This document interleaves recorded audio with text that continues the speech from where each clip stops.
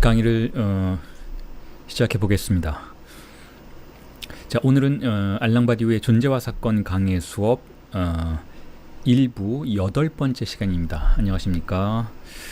지난주에 이어서 서론에 있는 그 흐름들을 따라가고 있죠.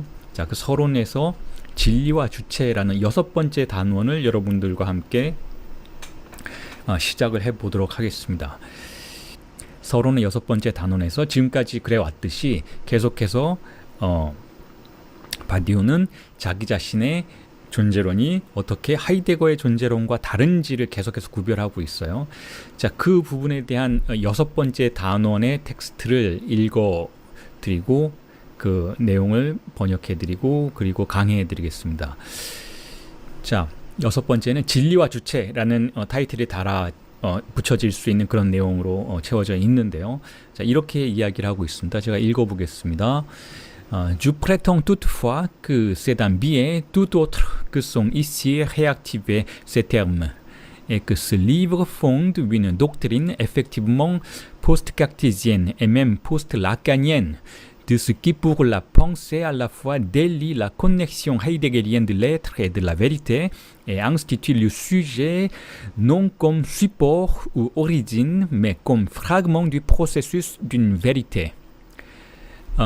번역을 하면 이렇죠. 자, 이렇습니다. 자, 그럼에도 나는 그러한 용어들이 여기서 재활성화되는 것과는 전혀 다른 측면을 통해서라고, 그리하여 그것은 이 책이 실질적으로는 후기 데카르트적이며 심지어 후기 락강적인 것으로서 사유에 있어서 존재와 진리에 대한 하이데거적 접속을 해체하고 주체를 토대나 기원이 아닌 진리 절차의 절편으로서 정처한다고 주장하려 한다.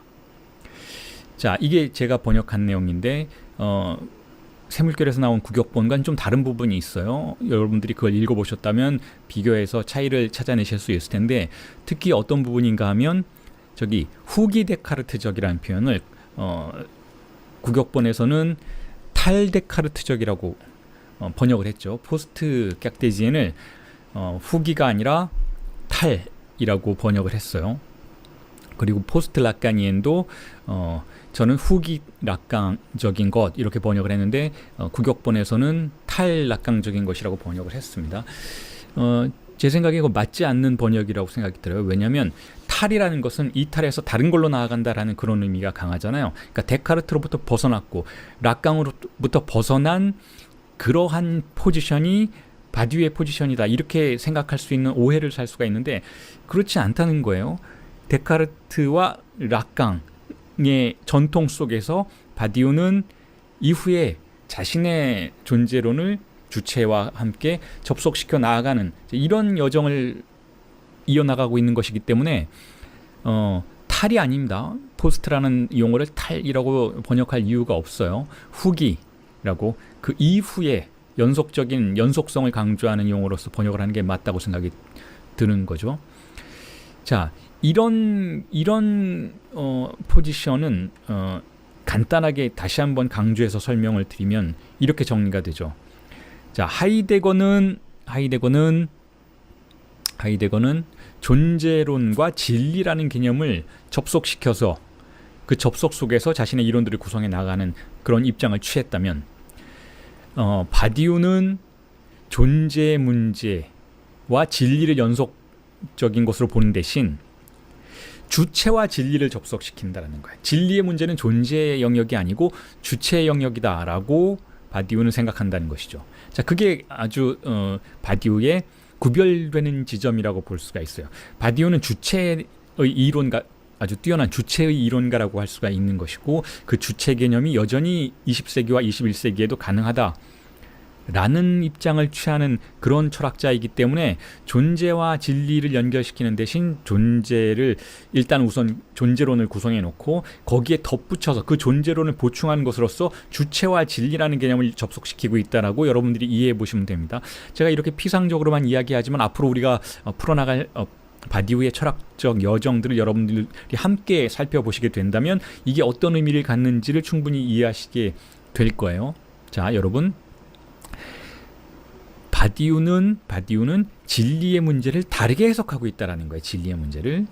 그리고 진리의 문제의 토대가 되는 것으로서 주체라는 개념을 설정하고 있다라는 것이죠. 그리고 이 주체는 어떤 주체인가 하면 진리의 절차라는 것 속에서 출현하는 주체라고 볼 수가 있고, 이 진리의 절차라는 것은 어떠한 구조를 가지고 있는가 하면 앞으로 살펴보시게 될 테지만 발생, 제네리시테, 그리고 촉성, 폭사주, 이 두 개념으로 구성된 구조라고 할 수가 있어요. 주체라는 것의 구조는.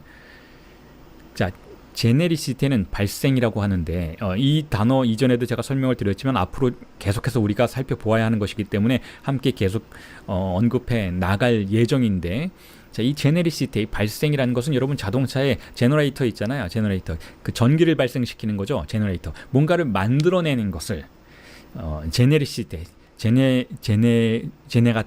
제네레이터 뭐 이렇게 부르죠. 영어로는 제너레이터, 프랑스어로는 제네가터라고 부르죠.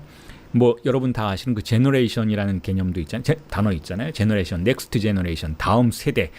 이게 뭐냐면 새로 생겨난 세대라는 것이죠. 제너레이션이라는 것은, 세대라는 건 새롭게 생겨났던 세대, 혹은 날 세대, 미래의 세대, 구세대, 어쨌든 모든 세대는 탄생해서 나아진 세대인 것이잖아요.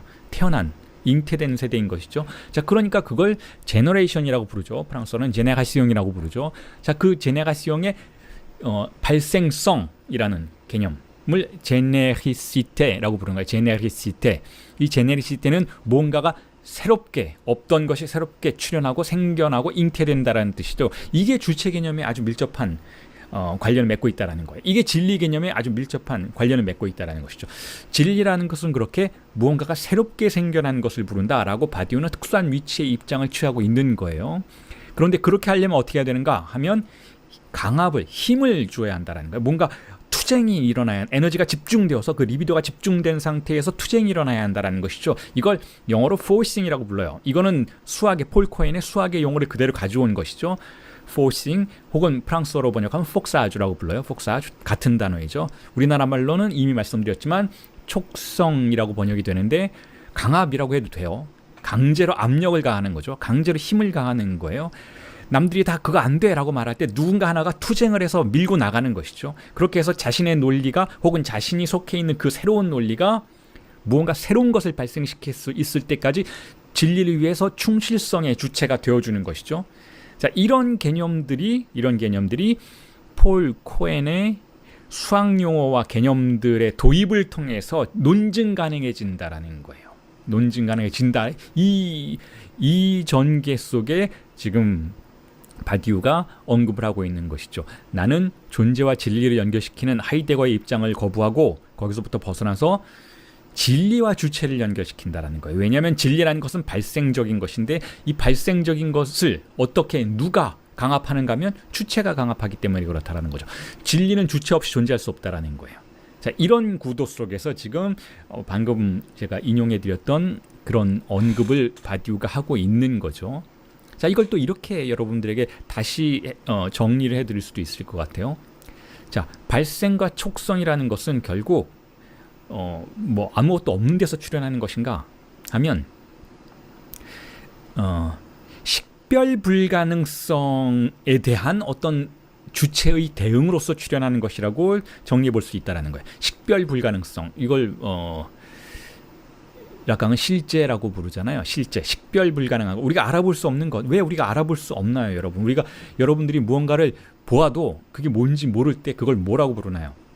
그걸 고전주의자들은 그걸 없는 거라고 부르죠. 고전주의자들은 그걸 없는 것, 없으니까 우리가 알아볼 수 없다. 우리의 지식으로 알아볼 수 없다면 없는 것이다. 우리가 지금 가지고 있는 언어로 표현할 수 없다면 그건 없는 것이다 라고 부르죠. 그런데 낭만주의자들은 어떻게 부르나요? 우리가 알아볼 수 없는 것, 그것은 초월적인 진리다. 그거는 신의 뜻이다. 뭐 이렇게 생각하잖아요. 그리고 락강과 같은 실제론자들은 어떻게 부르는가 하면 그걸 실제라고 부르는 거예요. 우리가 식별할 수 없는 것이 우리를 찾아온다라는 거죠. 락강의 정신분석의 구도 속에서 설명을 드리자면, 그렇게 식별할 수 없는 것, 이 식별 불가능성은 우리를 찾아오는 증상들이라는 거예요. 우리가 아무리 우리 자신에 대해서 다 알고 있고 혹은 내가 알지 못한다 해도 의사 선생님이 다 알고 있을 수 있다라고 가정을 한다 해도 도무지 설명할 수 없는 무언가가 내 신체를 통해서 표현되고 내 마음을 통해서 표현되고 내 삶 속에서 사건처럼 발생한다라는 것이죠. 이게 증상이 나를 찾아오는 경우라고 할 수가 있다면 이건 식별 불가능한 사건인 것이잖아요. 정신분석의 구도에서는 그것을 다른 말로 무의식이라고도 불러요. 무의식의 실제. 무의식의 실제가 우리를 찾아올 때면, 우리를 방문할 때면, 자, 그럴 때 우리는 그것에 대해서 어떻게 대응하는가 하면, 진리를 외면하는 주체는 그것이 없다라고 생각하고 그것을 현재 존재하는 지식의 용어로 분절시키려고 한다는 것이죠. 자, 그런데 라카니언과 같은 실제론자들은 그것을 환대한다라는 거예요. 그 식별 불가능성을 돌파하려고 한다라는 것이죠. 무엇을 통해서 돌파하려고 하는가 하면 새롭게 발생된 용어를 통해서 새로운 언어를 창조해냄으로써 그 식별 불가능한 것을 내 공간 안으로 들여올 수 있도록 한다라는 것이죠. 그 무의식과의 대화를 시도한다라는 거예요. 새로운 언어의 발명 속에서. 그렇게 함으로써 진리와 주체가 연동될 수 있게 된다라는 것이죠. 진리와 주체가 연동된다라는 것은 진리를 존재할 수 있도록 주체가 어떤 투쟁을 실행한다라는 것이고 주체의 존재에 의존해서 진리가 발생하는 과정 속으로 들어간다라는 것이죠. 제가 지금 말씀드린 이 바디우가 어떻게 주체를 생각하는지, 그리고 주체와 진리를 왜 연결시키는지, 자, 이런 이야기들은 조금 전에 제가 여러분들에게 전개시켜 드렸던 것처럼 락강의 임상 주체 개념을 참조하면 굉장히 쉽사리 이해가 될 수 있어요. 자, 그래서 제가 락강의 주체 이론에 관련된 간단한 논평들을 조금 얹어놨어요. 제가 지난 수업에도 그랬고 여러분들에게 이렇게 락강의 개념들을, 주체 이론을 혹은 임상 이론을 가져오는 이유는 무엇인가? 이것은 바디우의 주체와 진리 개념을 설명하는데 상당히 유용하기 때문에 그러하다라고 이미 설명을 드렸죠. 그리고 또 여담처럼 이번에 시작하는 6월 25일 날 시작하는 특강에서 집중적으로 다루어질 임상 강의, 락강의 정신분석 임상 강의에서도 활용되는 개념들이다, 용어들이다라고 이미 소개를 해드렸죠. 자, 함께 보죠. 자, 이렇습니다. 자, 바디우의 주체가, 다시 한번 정리드리지만 진리 절차에 편입되는 방식으로만 존재할 수 있는 주체라면, 바디우가 언급하고 있듯이 그것은 실체라는 게 아니에요. 실체가 아닌 것이죠. 바디우의 주체는 실체가 아니에요. 혹은 토대나 기원이 아닌 것이죠. 자, 오랜 역사 속에서 인간은 인문학적인 접근을 통해서 인간을 어떤 실체로 가정하는 그와 같은 태도를 보이기도 했었고, 또는 토대나 기원으로 간주하는 태도도 보였어요. 주체의 책임이다라는 거예요. 주체가 무언가를 할 수 있다라는 것이죠. 주체의 능력이 세상을 바꿀 수 있다. 주체가 통제할 수 있다. 주체가 의식적으로 나 자신을 통제하고 자신의 역사를 개척해 나갈 수 있다. 이거 주체 이론들의 어떤 환영들인 것이죠. 자, 이런 주체 이론들은 사실상 초월론적인 주체 이론이야. 주체가 마치 초월적인 위치에서 모든 걸 관장할 수 있는 것처럼 생각하는 그런 태도인 것이죠. 자, 그런데 그렇지 않다라는 거예요. 주체라는 것은 20세기에는 그런 주체 이론을 버렸다라고 제가 이미 수차례 말씀을 드렸죠. 실체 아니라는 거예요. 토대도 아니라는 거예요. 기원이 아니라는 것이죠. 그러니까 주체를 굉장히 한없이 어떤 의미에서는 낮게 보는 거예요. 주체는 아무 능력이 없어. 주체에게는 어떤 사건이 찾아와서 그가 그 사건에 참여하게 되고 우연히 매혹당해서, 마치 예수를 따라 나섰던 사도들처럼 예수가 찾아오지 않았다면 사도들도 없는 것이잖아요. 예수라는 사건이 존재했기 때문에 사도들이 어떤 순간에 주체의 여정 속에 참여했던, 자, 그러한 과정들을 우리가 염두에 둔다면 주체는 한없이 반응적인 존재라는 것이죠. 그런데 단순히 반응적이지만은 않은 영역이 있다라고 바디우는 생각하는 것 같아요. 주체가 그것에 매혹당해서, 진리에 매혹당해서, 물론 진리에 매혹당한다라는 그런 표현들을 바디우가 쓰지는 않았지만 제가 쓰는 것이죠. 매혹당하지 않았다면 주체가 그렇게 진리를 위해서 목숨을 걸 이유가 없기 때문에 저는 그렇게 생각하는 것이죠. 자, 그렇게 해서 진리에 매혹당한 주체가 진리를 생산해내기 위해서, 진리 효과를 생산해내기 위해서 그 과정에 들어가는 그 순간, 그 아주 짧고 유한한 순간, 자, 이 순간만을 주체의 존재로 본다라면, 자, 이 주체는 진리 절차의 절편들, 불과한 것으로서의 주체이지만 또한 진리를 가능하게 만들어주는 아주 중요한 개념이기도 하다라는 것이죠. 그러한 주체 개념은. 자, 그래서 그걸 제가 그대로 락강의 주체 개념으로 가지고 와서 다시 한번 설명을 드릴게요. 그러면 여러분들이 어떻게 바디우가 주체를 진리와 연동시키는지를 좀 더 구체적으로 그림을 이미지를 그려보실 수 있을 겁니다. 자, 락강의 주체 개념은 아주 명백하게 명제로 제시가 되고 있는데 이걸 제대로 이해하는 사람들이 그렇게 많지 않다는 것만 뺀다면 상당히 선명한 제시죠. 락강의 주체는 무엇인가? 라고 질문을 던지고 그에 대한 대답을 이렇게 하고 있어요. 여러분 보시죠. 거기서 뭐라고 써있냐면 이렇게 써있죠. Le signifiant est ce qui représente le sujet pour un autre signifiant 이라고 유명한 명제이죠. 번역을 하면 이렇죠. 기표는 주체를 다른 하나의 기표에게 재현하는 것이다. 이건 기표 규정이긴 하지만 동시에 주체의 규정이기도 해요. 자, 기표란 무엇인가 하면 하나의 주체를 다른 하나의 기표에게 대리하는 것이다. 자, 그렇게 언급이 되죠. 자, le signifiant, 하나의 기표가 주체를 다른 하나의 기표에게 대리하고 재현한다.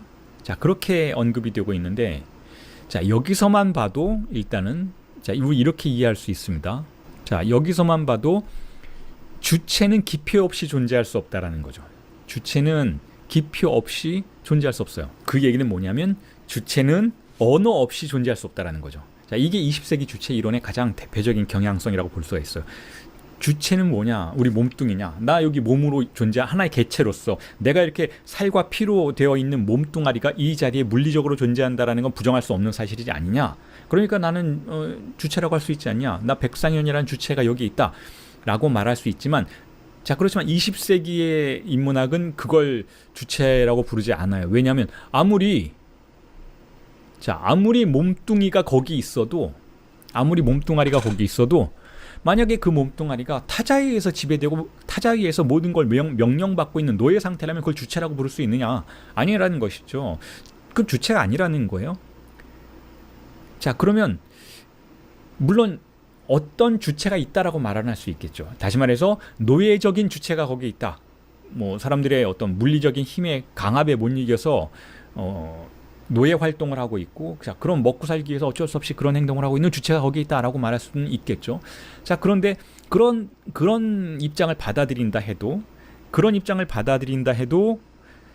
그런 물리적인 힘보다 더 강한 힘이 그 주체를 사로잡고 있는 거 아니냐?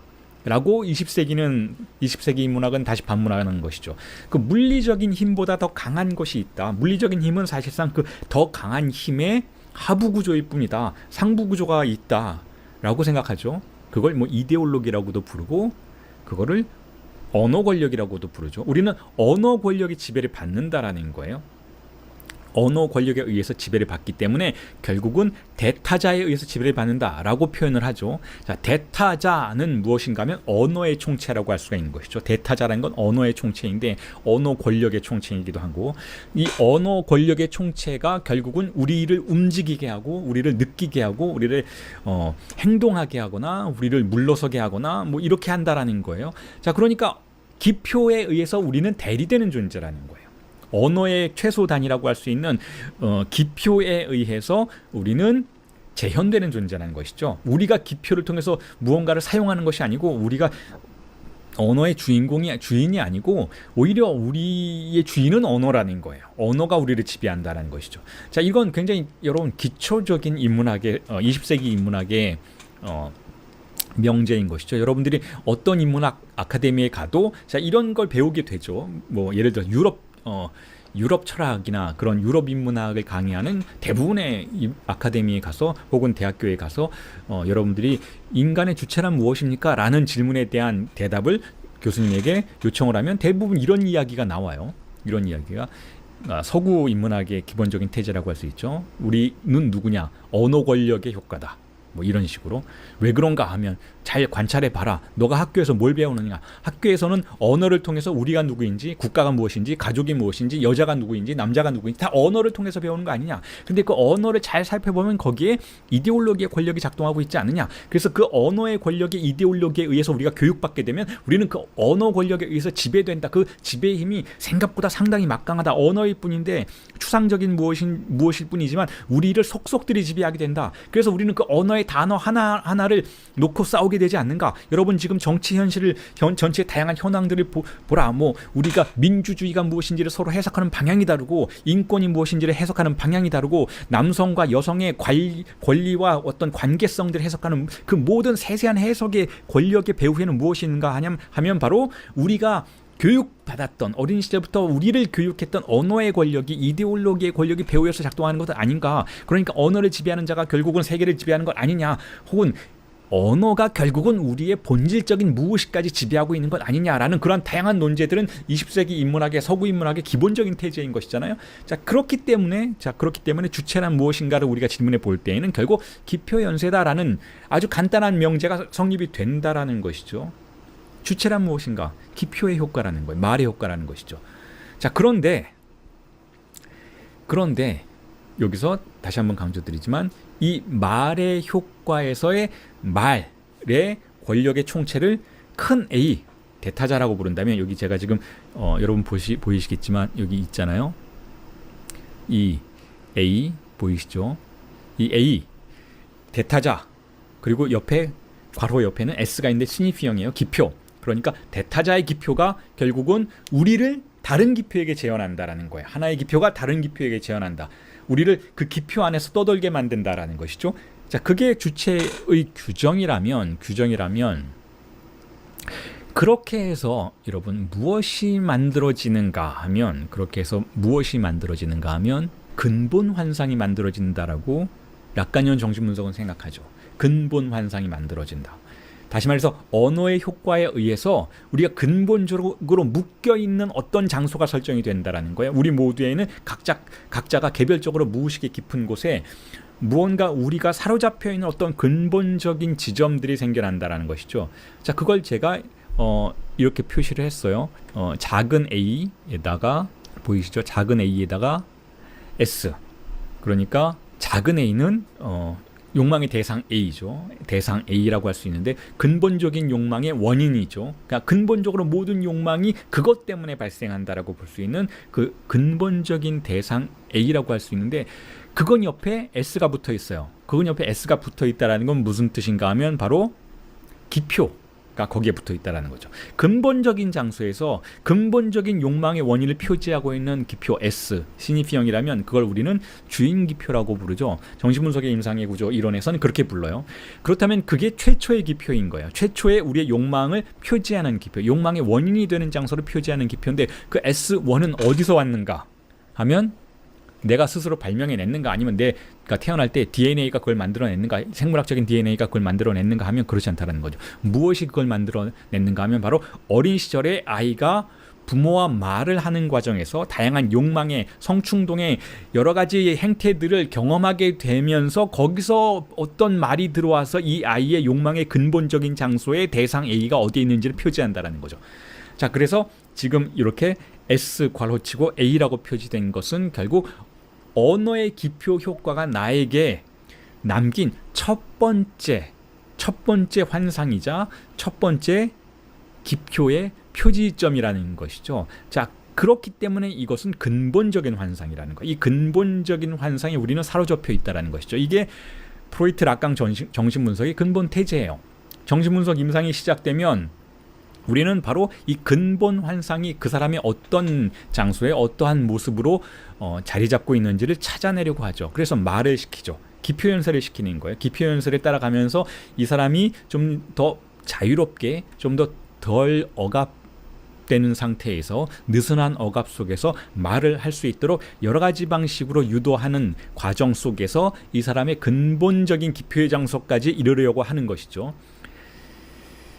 그런데 이 연쇄 과정에서 기표 연쇄 과정에서 기표의 연쇄 과정이라는 것은 대타자의 연쇄 과정이고 대타자의 연쇄 과정이라는 것은 결국 하나의 기표가 다른 하나의 기표에게 주체를 대리하는 이 연속적인 과정 속에서 이렇게 근본적인 환상이 출현했다면 이게 최초에 출현한 근본적인 상상계인 것이잖아요.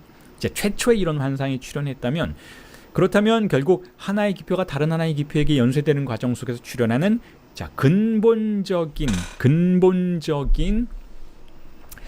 자아라고 볼 수가 있어요. 근본적인 자아가 생성되었다라는 것이죠. 프로이트는 이걸 이드라고 불러요. 이드. 뭐 원자 이렇게 번역을 하죠. 이드. 충동의 자기 자신, 충동의 자아.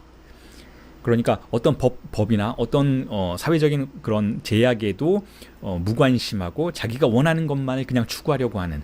자, 이렇게 표현하니까 굉장히 부정적인데 원래 어린아이가 자기 자신의 근본 환상을 구성하는 그 장소에서는 사실상 법에 대한 개념의 어떤 그런 강압이나 제재에 제한에 무관심하기 때문에 이걸 그렇게 표현하는 것 자체가 모순이에요. 이건 뭐 생물학적으로 어떤 법에도 귀속되지 않으려는 태도다라고 보는 것 자체가 모순인 것이죠. 왜냐하면 법 자체에 대해서 인지하지 못하고 있는 상태에서 근본적인 성충동의 장소가 근본적인 환상으로 표지되었으니까 그냥 이드라고 부르는 게 나을 것 같아요. 자, 그런 근본적인 환상, 근본 환상의 장소가 상상계적으로 출현을 하면 또 언어의 연쇄 과정 속에서 다시 중재하거나 다시 자기 자신을 방어하려는 에고가 출현하는데 이건 역시 상상계적인 환상이라는 것이죠. 그러니까 이드의 환상이 있고 이드의 상상계적인 고착이 있고 그 다음에 자아, 에고의 상상계적인 고착이 있어요. 그리고 법과 어떤 아버지의 음성과 명령과 거세, 위협 등이 융합된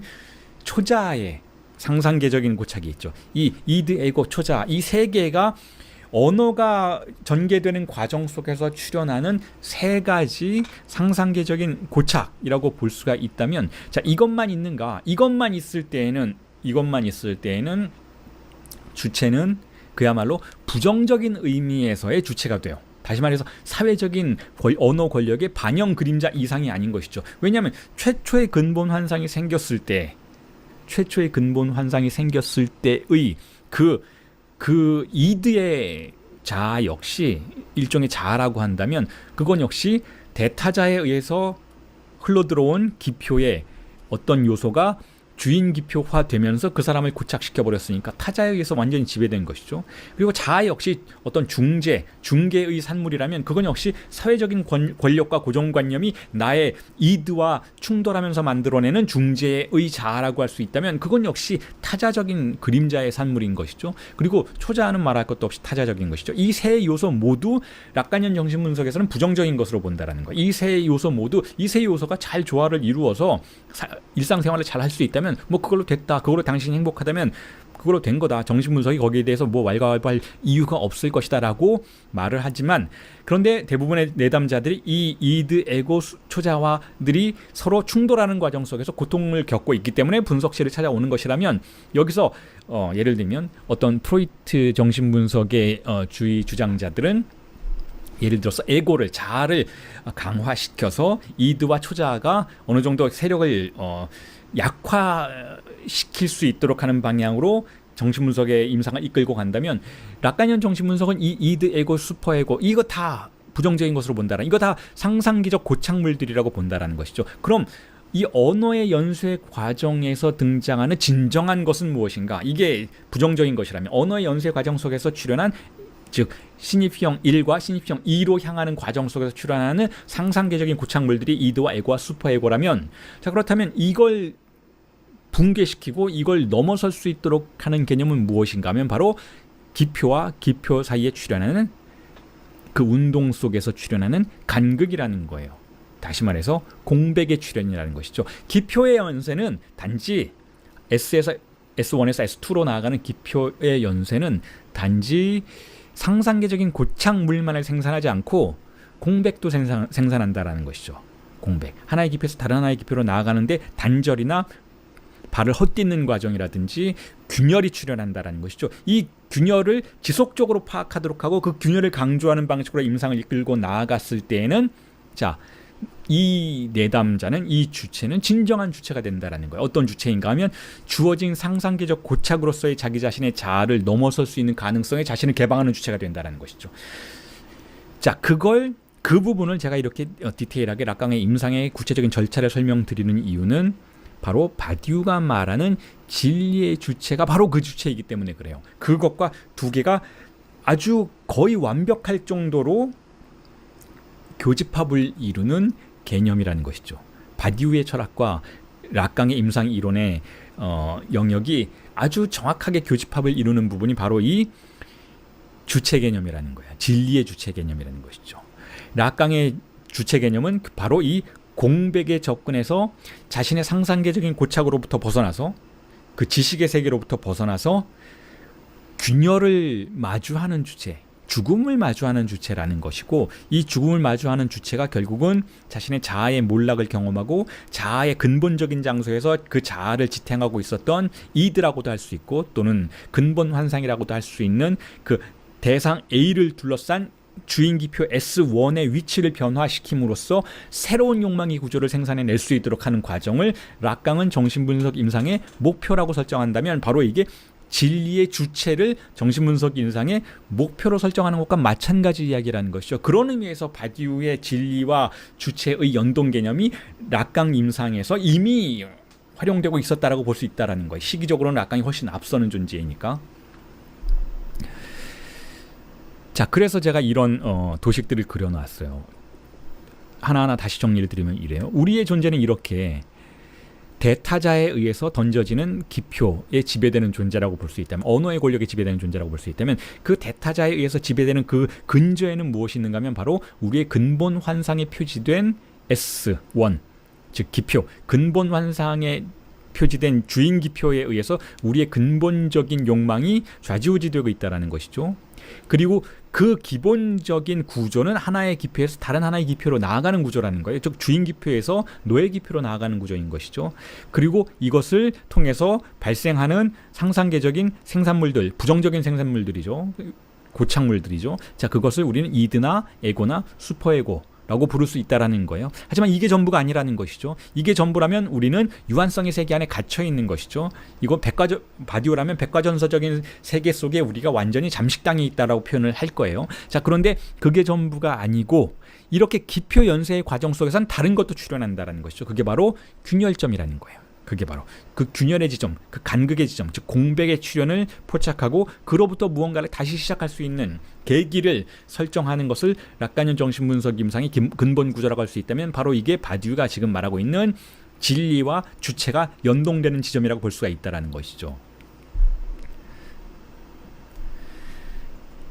자, 그래서 몇 가지를 덧붙여 보겠습니다. 여기다가. 그래서 이제 이렇게 볼 수가 있어요. 그렇다면 이렇게 공백이 출현하도록 만드는 것, 혹은 주체를 진리와 연동시키는 것은 어떻게 가능한가에 대한 설명을 덧붙여 보자면, 자, 이렇습니다. 보통 우리가 정신분석 임상에서는 자유연상을 한다고 하죠. 리버가 아소시아시옹이라는 것을 해요. 이 자유연상이라는 것을 하는데, 자유현상이라는 게 뭔가 좀 세간에서는 좀 신비주의화된 경향이 좀 있기는 해요. 뭐 자유현상은 엄청난 것이다. 자유현상은 뭐 우리가 마치 마약을 한 사람처럼 우리가 평상시엔 절대로 할 수 없었던 이야기들을 막 술술하게 되고 자기 자신의 어떤 무의식의 진리를 마구 발화하게 되는, 혹은 그러한 지점으로 접근할 수 있도록 만들어주는 무엇이다라고 생각을 할 수가 있겠는데, 자, 그건 좀 신비적인 태도인 것이죠. 엄밀한 의미에서 자유연상이란 무엇인가 하면 바로 그냥 기표연쇄라고 볼 수가 있어요. 왜냐하면 우리가 우리 자신을 조금 전에 말씀드렸던 것처럼 의식의 주체로 가정하지 않잖아요. 이미 우리가 아무리 의식적으로 통제된 상태에서 무언가를 말하려고 한다 해도 그건 역시 강박증적인 무의식의 효과라고 볼 수밖에 없다면, 우리의 모든 행동은 사실상 무의식적인 행동이라는 거예요. 여러분들이 말을 하고 있는 거, 한국말을 하고 있는 것도 무의식적인 행동인 거예요. 여러분들이 어떤 나는 남자야, 나는 여자야 라는 그런 어떤 개념 규정에 대해서 스스로 자기를 표현하는 것도 아주 통제된 것처럼 보이기는 하지만 사실상 상당히 무의식적인 발화들이라는 것이죠. 자, 그런 의미에서 모든 발화는, 모든 말은, 모든 기표 연쇄는 자유연상이에요. 왜냐하면 여기서 말하는 자유라는 뜻은 무의식이 자유롭게 말한다라는 뜻이지, 우리가 의식적으로 난 자유로울래 라고 해서 되는 그런 자유의 개념이 아니라는 것이기 때문이죠. 그러니까 자유연상이라는 것은 결국 우리의 무의식을 따라서 하는 말을 자유연상이라고 말해요. 그런데 그 자유연상이라는 것은 결국 우리가 평상시에 할 때에도 등장하는 말의 화법이라는 것이죠. 하나의 기표가 다른 하나의 기표에게 주체를 대리하는 모든 발화는 자유현상이라는 거예요. 그런데 그 자유현상에는 두 가지 특성이 있다라고 볼 수가 있는 것이죠. 두 가지 이끌림이 있어요. 우리가 자유현상을 시켜보면 기이하게도 우리의 말이 두 가지 방향성을 가지고 어딘가로 끌려 들어가는 듯한 느낌을 받게 되는데, 하나는 팔로스예요. 팔로스에 끌려 들어가는 방식의 자유현상은 우리가 의미를 탄탄하게 생산해내려고 할 때 등장하는 효과인 것이죠. 우리가 말을 해서 기표 연설을 따라가게 될 때 우리는 지속적으로 어딘가 우리 자신의 욕망이 관심사로 우리의 말을 이끌고 들어가는 경향이 있어요.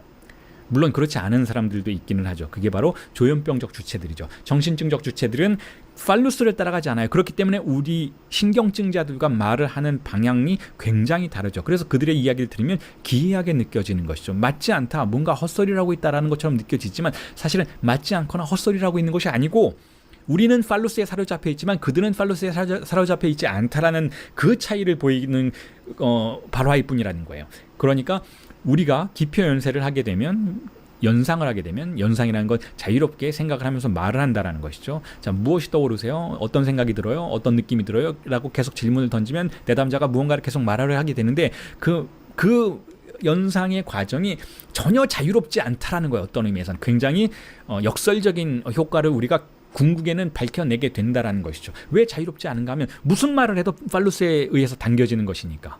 무슨 말을 해도 팔루스에 의해서 당겨진다는 것은 무슨 말을 해도 우리의 결국은 근본적인 욕망의 관심사 쪽으로 우리의 말이 흘러가게 돼 있다라는 것이죠. 자, 그래서 바디오도 그렇고 자칼 랑밀레도 그렇고 자유현상이라는 개념에 대해서 상당히 역설적이다라는 규정을 자주 내렸어요.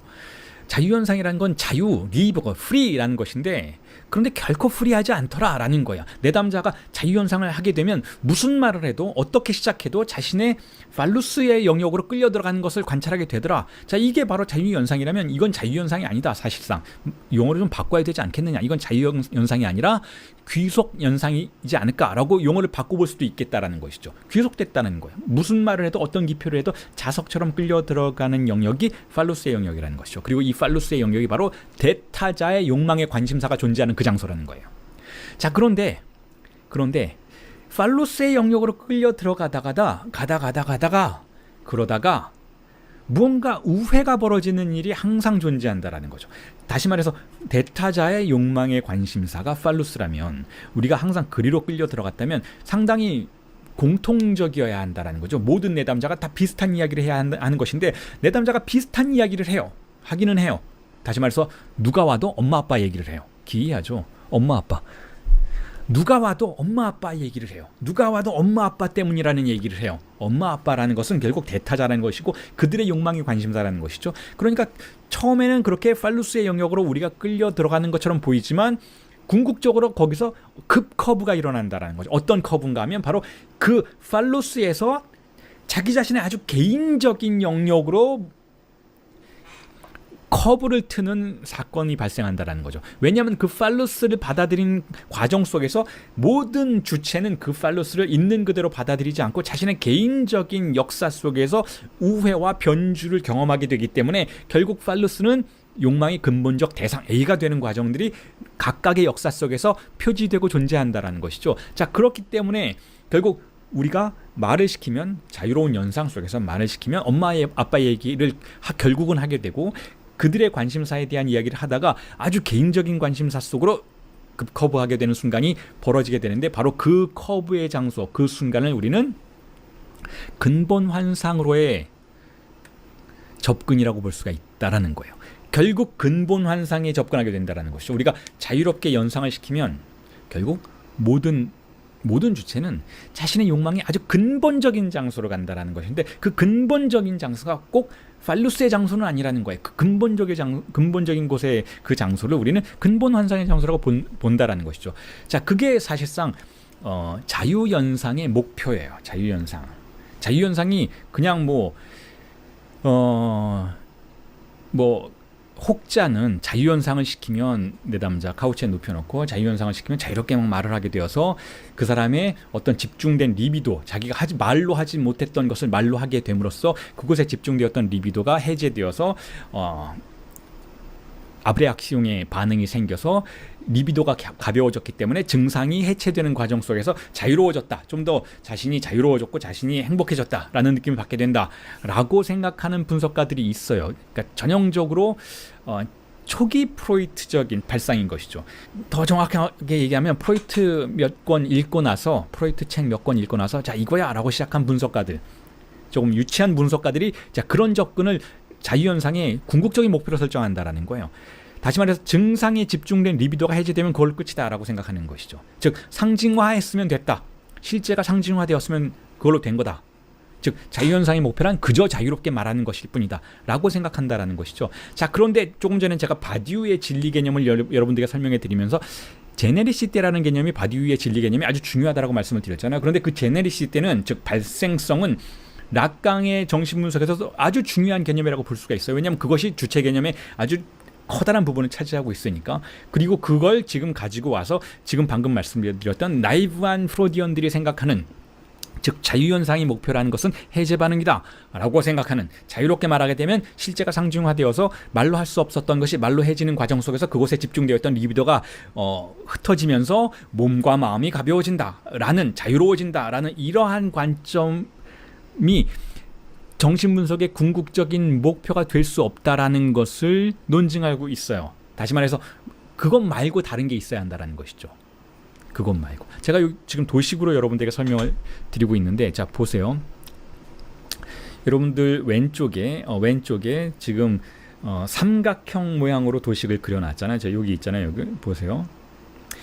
여기서 자유현상이 시작되면 우리가 끌려가게 되는 두 가지 화살표를 제가 이렇게 그려놨습니다. 두 가지 화살표를. 우리가 자유현상이 시작되었을 때 끌려가게 되는 장소는 조금 전에 말씀드렸던 것처럼 팔루스의 장소이기도 하다가 팔루스 너머의 근본 환상의 장소로 끌려 들어가게 되는 아주 흥미로운 과정을 경험하게 된다는 거죠. 자, 화살표가 근본 환상 쪽으로 지금 근본 환상 쪽으로 이렇게 연결이 됐어요. 자, 거기에 S1이 있어요. S1이. 조금 전에 말씀드렸던 것처럼 언어의 어떤 특수한 기능이 그 근본 환상의 장소를 표지한다라는 것. 자, 그게 S1이 있는 장소라는 것이죠. 그런데 제가 조금 전에 말씀드렸던 것처럼 일단의 프로디언들은 여기까지 도달하는 것을 정신분석 임상의 목표로 설정하는 사람들이 있다라는 것이죠. 자, 그런데 락강은 거기 이상을 원한다라는 거예요. 제가 실천하고 있는 LPI의 락강이언 프랙시스 인스티튜트에서는 바디우적인 관점을 도입하고자 한다는 것이죠. 다시 말해서 근본 환상에 도달해서 근본 환상에 집중된 리비도가 더 이상 예전처럼 힘을 발휘할 수 없도록 해제 반응시키는 것 자체만을 목표로 하지 않고 그보다 한 발짝 더 나아가고자 한다는 것이죠. 그게 어디인가 하면 바로 이 실제의 장소예요. 자, 실제의 장소는 어떤 장소인가 하면 바로 근본 환상이 등지고 있는 공백의 장소예요. 근본 환상이 등지고 있는 공백의 장소라는 건 그야말로 식별 불가능한 장소인 것이죠. 거기까지 가야 한다라는 거예요. 거기까지 도달해야 한다라는 것인데 거기까지 도달하기 위해서는 어떻게 해야 되는가? 단지 근본 환상에 접근해서 그걸 말로 하는 것으로서 분석을 종결시켜서는 안 된다라는 거죠. 그럼 어떻게 해야 되는가 하면 제가 그 다음 도식에서 그려놨습니다. 차례차례 제가 차례차례 정리를 해놨어요. 한 가지 덧붙일 개념은 이 임상 과정 속에서는 자 이게 바디오의 주체 개념과 연결되기 때문에 사랑의 주체 개념과 연결되기 때문에 제가 또 여기에 사례로 제시를 냈는데 전이라는 개념이에요. 이 전이라는 것이 있어야 분석이 시작될 수 있다라고 흔히 우리들 이야기하고 있잖아요. 전이는 사랑이에요, 여러분. 그런데 이 전이는 어떤 역할을 하는가 하면 기표연세에서, 자 기표연세가 곧 주체라고 말씀을 드렸잖아요. 하나의 기표는 다른 하나의 기표에게 주체를 대리한다.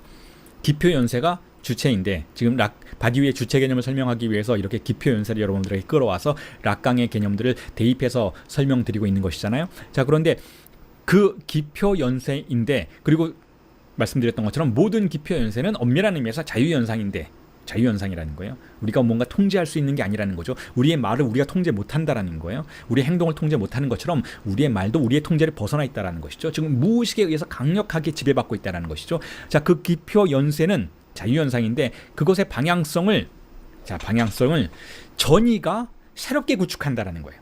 즉 내담자가 분석을 시작하면 내담자의 자유연상이 바깥에서는 회사 다닐 때에는 혹은 다른 가족들과는 다른 친구들과는 그의 말이 그의 자유연상이 어떤 사회적인 팔루스를 따라가는 경향이 있는데 사회적인 관심사, 사회적인 욕망의 관심사를 따라가는 경향이 있는데 다시 말해서 모두가 주식 얘기하면 나도 주식 얘기하게 되고 모두가 비트코인 얘기하면 나도 비트코인 얘기하게 되고 모두가 아름다운 여자, 모두가 잘생긴 남자 얘기하게 되면 나도 어쩔 수 없이 그런 쪽으로 나의 욕망의 관심사가 가게 되는데 즉 사회적인 대타자의 욕망의 관심사가 존재하는 그곳에 나의 말이 흘러들어가게 되는데 자 그런데 내담자가 분석을 시작하게 되면 분석가가 특수한 전의를 일으켜서 다시 말해서 외부의 것은 중요하지 않다. 우리 이 순간 집중하자라고 말하면서 이 내부의 공간을 내담자와 함께 구성하게 되는데 그때 발생하는 전의의 감정은 내담자의 말투를 조금은 바꾼다라는 거예요. 내담자가 분석 주체가 말투를 바꾸게 된다라는 거죠. 즉 자유연상의 방향성이 새롭게 구축이 된다라는 것이죠. 자 그때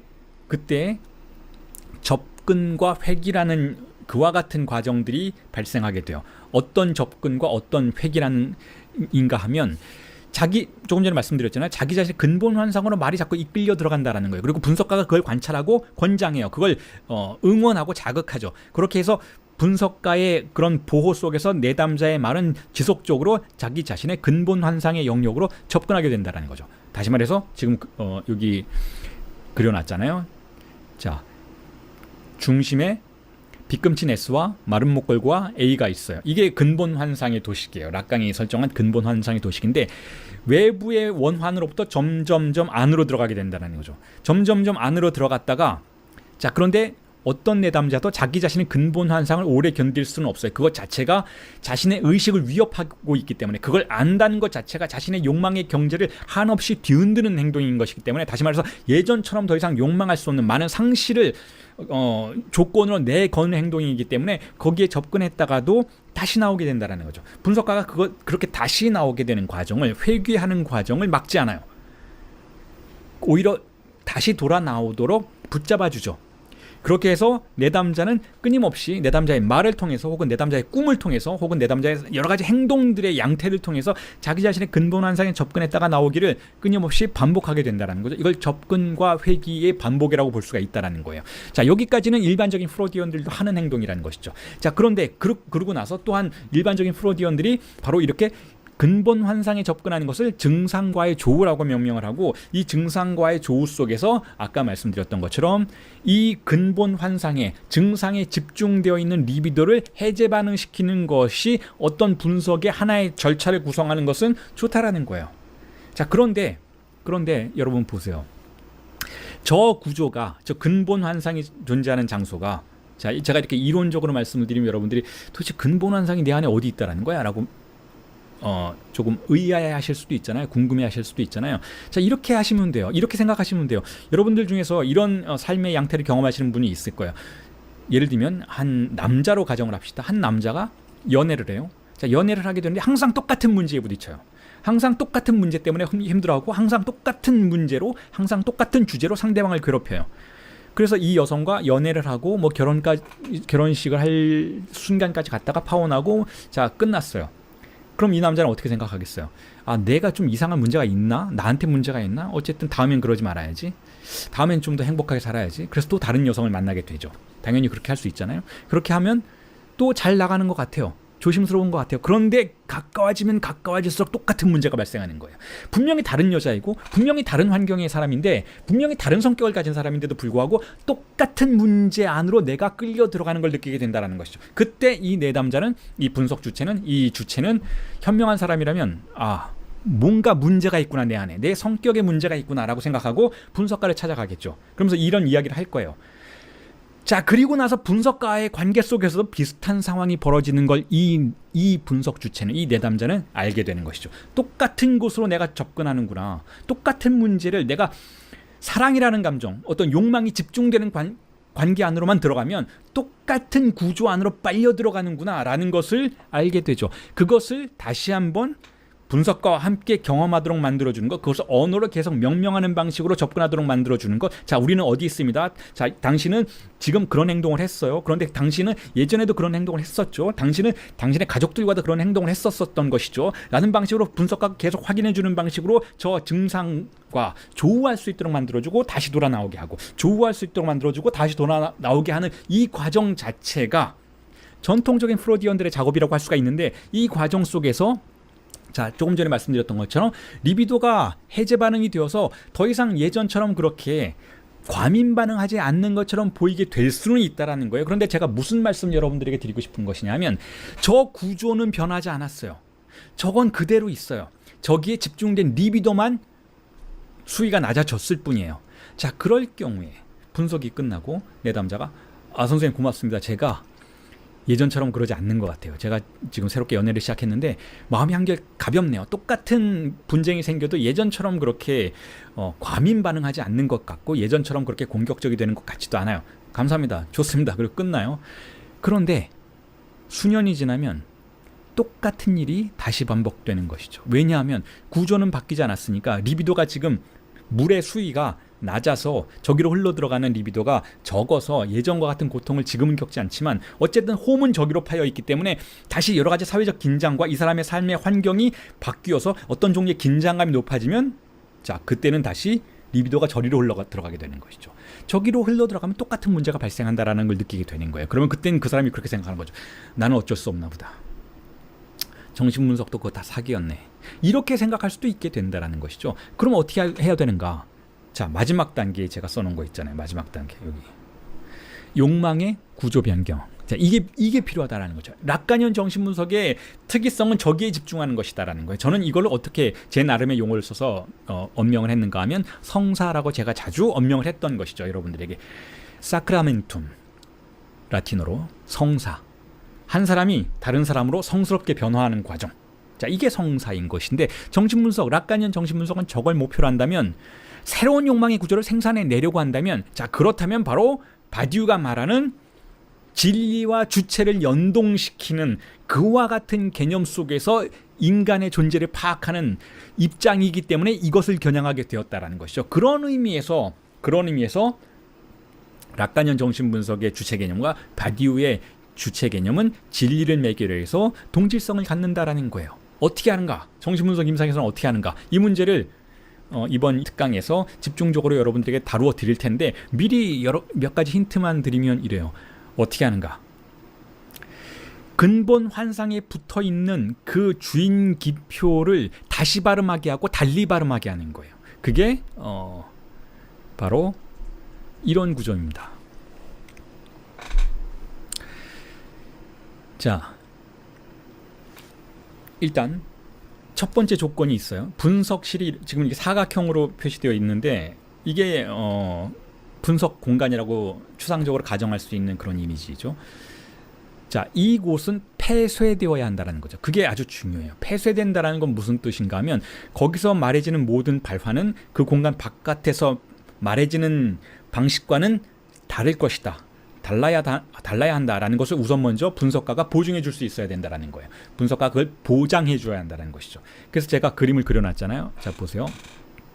여기 이 S2 밑에 S1이 있는 이 분수 표시, 짝대기 밑에 S1이 있고 짝대기 위에 S2가 있다는 것은 바로 대타자의 언어 권력을 말해요. 우리는 이것에 지배되고 있죠. 조금 전에 제가 말씀드렸잖아요. 누가 주식을 하면 나도, 누가 코인을 하면 나도, 누가 연애를 하면 나도, 누가 뭐를 집을 사면 나도, 뭐 다 나도. 이게 왜요? 왜 그래요?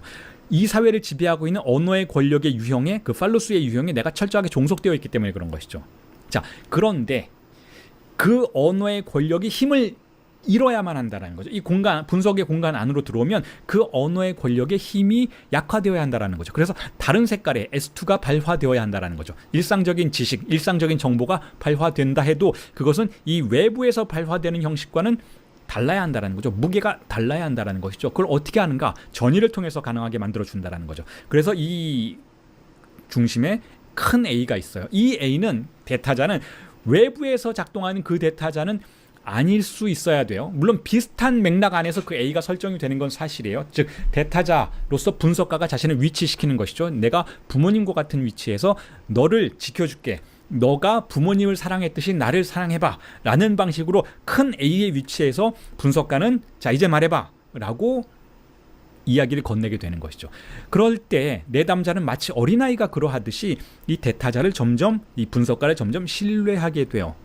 즉 그냥 익명의 X였던 분석가가 그렇잖아요. 뭐 듣보잡이잖아요. 이 사람이 분석가인지 내가 알게 뭐예요. 그냥 검색해 봤더니 분석가로 나왔고 이 사람 책을 몇 권 썼구나. 그러니까 이 사람 뭐 좀 알고 있겠네 라고 익명의 X에서 대타자의 A로 일단은 변경이 되는 과정 속에서 분석의 전이가 설정이 되는 것이죠. 그 전이 속에서 대타자 A가 말을 시키고 이 사람이 외부에서 경험하는 증상을 똑같이 반복해서 경험하도록 유도하죠.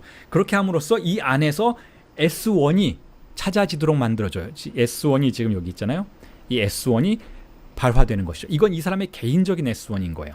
이 사람의 개인적인 주인 기표인 것이죠. 이 사람의 개인적인 근본 환상의 옆에 표지된 바로 그 기표인 거예요. 이걸 다시 발음하도록 만들어주는 영능이 바로 전이 속에서 벌어지는 것인데, 자 이걸 어떤 기회로 해서 종결로서 이것을 설정을 한다면 이때는 내담자의 S1이 근본 환상이 밝혀지고 상징화되는 수준에서 분석이 멈추는 것이고, 그렇게 된다면 제가 조금 전에 말씀드렸던 그 부조리한 것이, 다시 말해서 구조는 바뀌지 않고 어떤 리비도의 긴장만이 낮추어졌다가 다시 리비도의 긴장이 올라가면 똑같은 문제가 발생하는 그 부조리한 상황이 반복된다라는 것이죠. 자, 그런데 락가니언 정신분석은 아주 규정적으로 분석가는 이 대타자 큰 A의 위치에서 자 작은 A의 위치로 옮겨가야 한다라고 주장하고 있어요. 작은 A라는 것은 여전히 내담자의 분석 주체의 욕망의 원인이기는 하지만 더 이상 대타자는 아닌 거죠. 더 이상 부모의 위치는 아닌 거예요. 더 이상 선생님의 위치가 아닌 것이죠. 그 뒤로 물러가는 그 모호한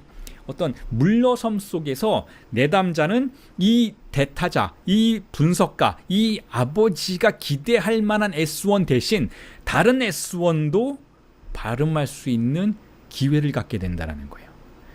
다른 S1, 이게 바로 제네리시테인 거예요. 새로움의 출현이고 발생인 것이죠. 즉 그것에 원래 있던 S1을 발음하면서 그것에 집중된 리비도를 해제 반응시키는 것은 1차적인 과정일 뿐이라는 것이죠. 그 다음 과정이 필요하다라는 거예요. 그 다음 과정은 새로운 S1을 마치 나의 욕망의 근본 구조의 주인 기표인 것처럼 발음하게 되는 그 절차가 필요한데, 그걸 하게 만들기 위해서는 분석가가 큰 A, 대타자로 위치하면 안 된다라는 거죠. 주인의 자리를 오히려 내담자에게 돌려주어야 한다라는 거죠. 그렇게 해서 이 A의 위치로까지 갈 수 있어야 한다라는 거죠. 그 다음에 다시 공백의 표시가 있잖아요. 그 공백의 표시로 분석가가 간다라는 건 분석가가 몰락해야 한다라는 거예요. 분석가가 더 이상 이제는 내담자의 욕망의 원인도 아니고 선생님도 아니고 부모님도 아닌 그냥 아무것도 아닌 존재가 되어야 한다라는 것이죠.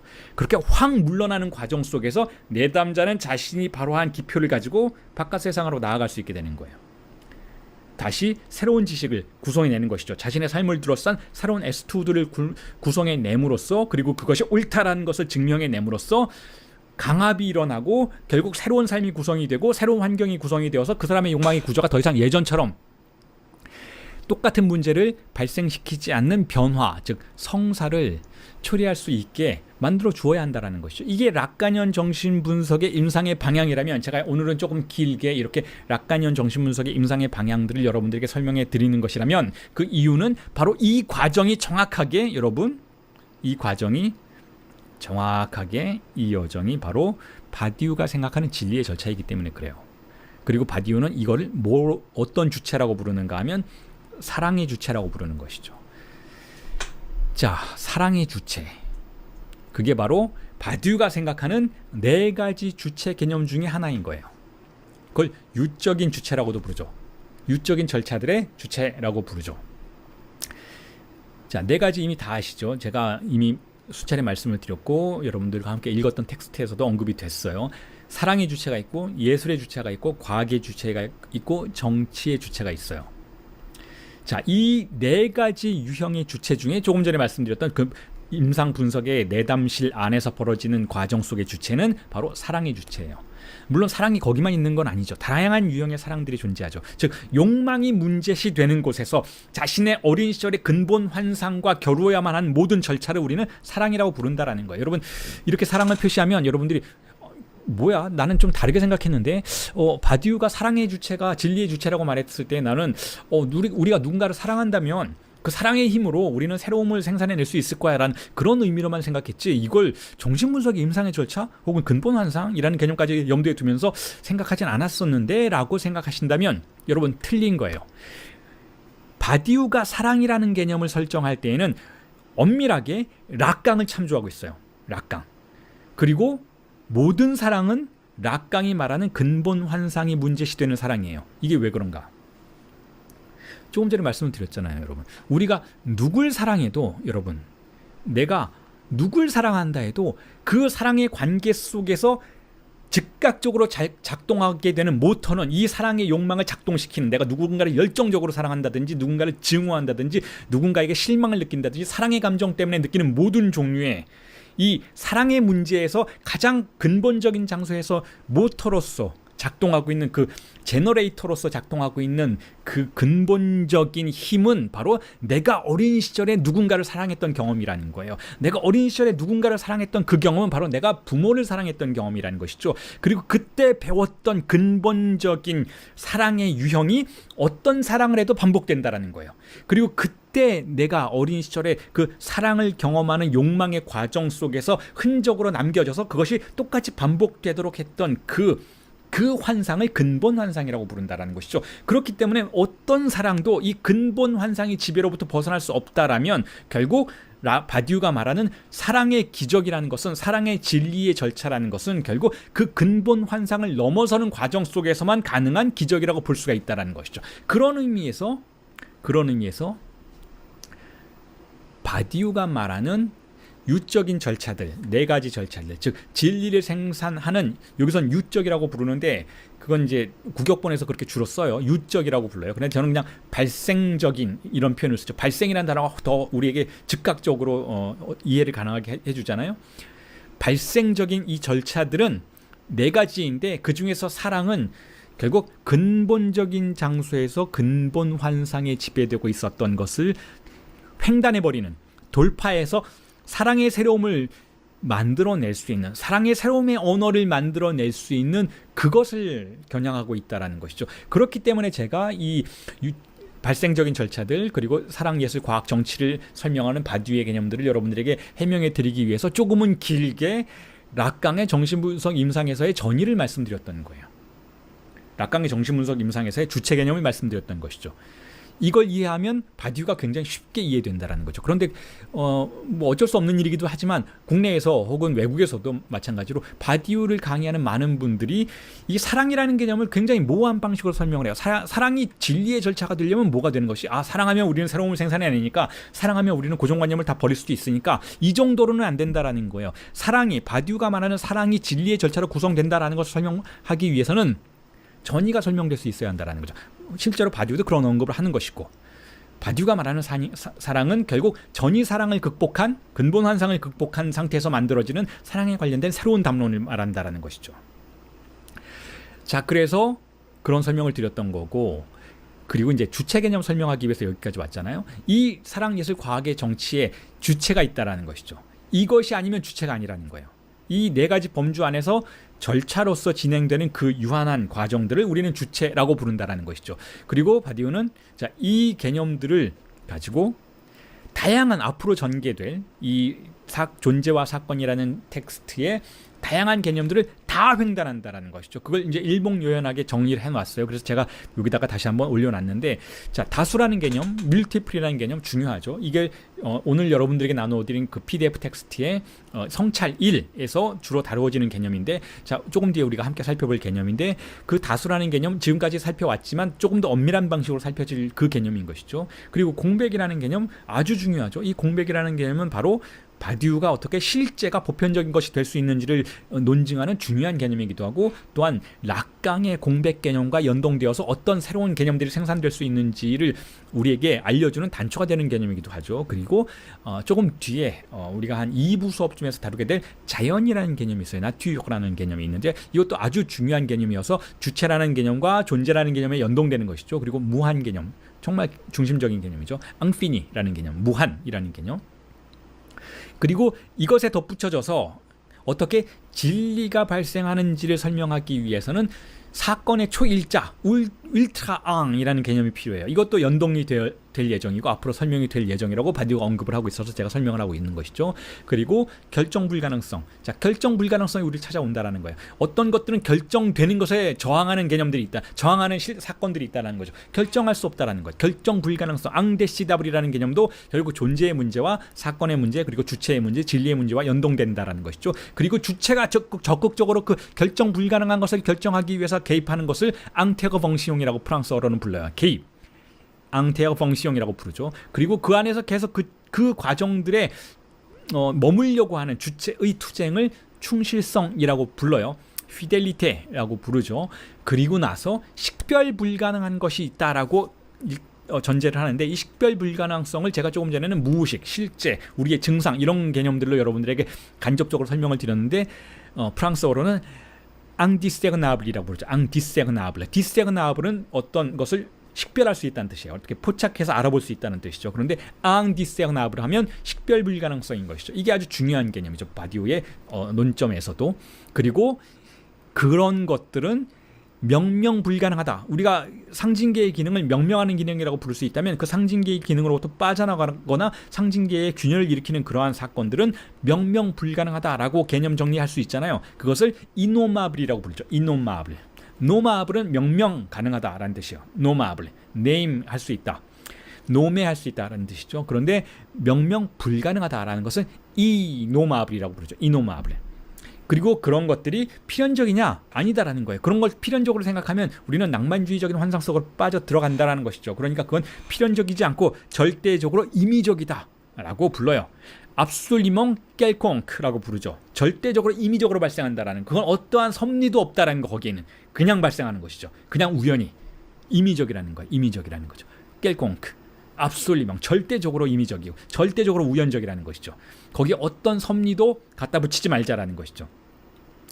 자, 그래서 이러한 논의 과정이 바디우의 논의 이론적인 전개 속에서 쭉 펼쳐나가면서 하나하나 해명이 될 거야. 이 모든 개념들이 하나하나 해명되는 과정 속에서 바디우 전체의 철학의 구조가 밝혀지게 되는데, 자, 거기서 우리가 아주 상식적인 차원에서 설정해 볼 수 있는 문제 설정이 있어요. 그걸 이렇게 여러분들에게 간단하게 설명드릴 수 있을 것 같아요. 지금 바디우가 하자는 것은, 우리가 지금 거의 8주째 바디우의 서문을 다루고 있잖아요. 그러니까 바디우의 서문을 다룬다는 것은 바디우가 뭘 하자는 거야? 라는 것을 지금 가늠해보는 과정이라고 할 수가 있는데, 바디우가 뭘 하자는 거야? 라는 것은, 여러분 오해하지 마세요. 바디우가 이렇게 명명 불가능한 것을 명명해 볼까? 혹은 뭐 절대적으로 임의적인 것을 다루어 볼까? 혹은 뭐 결정 불가능한 것을 결정해 보까? 이런 정도의 얘기를 하는 게 아니라 좀 더 엄밀하게 이런 거예요. 만일 진리의 존재가 발생적인 다수라면, 자, 이 개념은 조금 뒤에 설명을 드릴 테니까 일단은 들어주세요. 진리는 발생적인 다수라고 볼 수 있다면, 왜냐하면 다수는 일단 존재하는 것이고 일자가 아닌 것이잖아요. 일자는 구성되는 것이죠. 일자에 대한 개념 정리도 조금 뒤에 다시 성찰 1에서 할 테지만, 어쨌든 진리가 우리에게 출현한다면, 그걸 우리 진리는 발생한다라고 말씀드렸잖아요. 그냥 거기 원래 있던 것이 출현하는 게 아니고 뭔가 발생한다라는 거예요. 그런데 뭔가 발생한다라는 것을 우리가 포착했을 때 그걸 다수처럼 느낀다라는 것이죠. 밀티플처럼 느낀다라는 것이죠. 그러니까 진리는 발생적 다수라고 한다면, 혹은 발생적 다수라는 용어 빼고 그냥 진리가 등장했다면, 진리는 발생한 거니까 이미 존재했던 건 아니라는 거예요. 기본적인 규정이죠. 그리고 이미 존재했던 것은 뭔가요, 여러분? 지식이에요. 지식. 이미 존재하는 지식이 우리를 지배하고 있어요. 그리고 그 지식이 우리를 통제하고 있고 우리의 삶을 유한성 안에 가두어 두고 있죠. 너는 누구야? 너는 여기까지야? 라고 우리를 엄밀하게 규정해 놓고 있죠. 그런데 만약에 진리가 그렇게 이미 존재하는 지식이 아니라면, 여기까지는 쉽잖아요. 진리는 이미 존재하는 지식이 아니야. 그럼 새로운 지식인가? 라고 말할 수 있는데, 물론 새로운 지식이 언젠간 되겠죠. 그런데 아직은 아니에요. 왜냐하면 지금은 이미 존재하는 지식이 우리를 지배하고 있으니까. 진리가 출현했을 당시에는 항상 우리는 이미 존재하는 지식의 영역에 있기 때문에 그걸 지식으로 느낄 수가 없죠. 그리고 지식이 아닌 거죠, 사실은. 아직 지식화되지 않았어요. 아직 포싱 되지 않았어요. 강압 촉성되지 않았어요. 그러니까 진리가 출현했을 때 우리는 그걸 그냥 이질적인 사건처럼 느끼는 것이죠.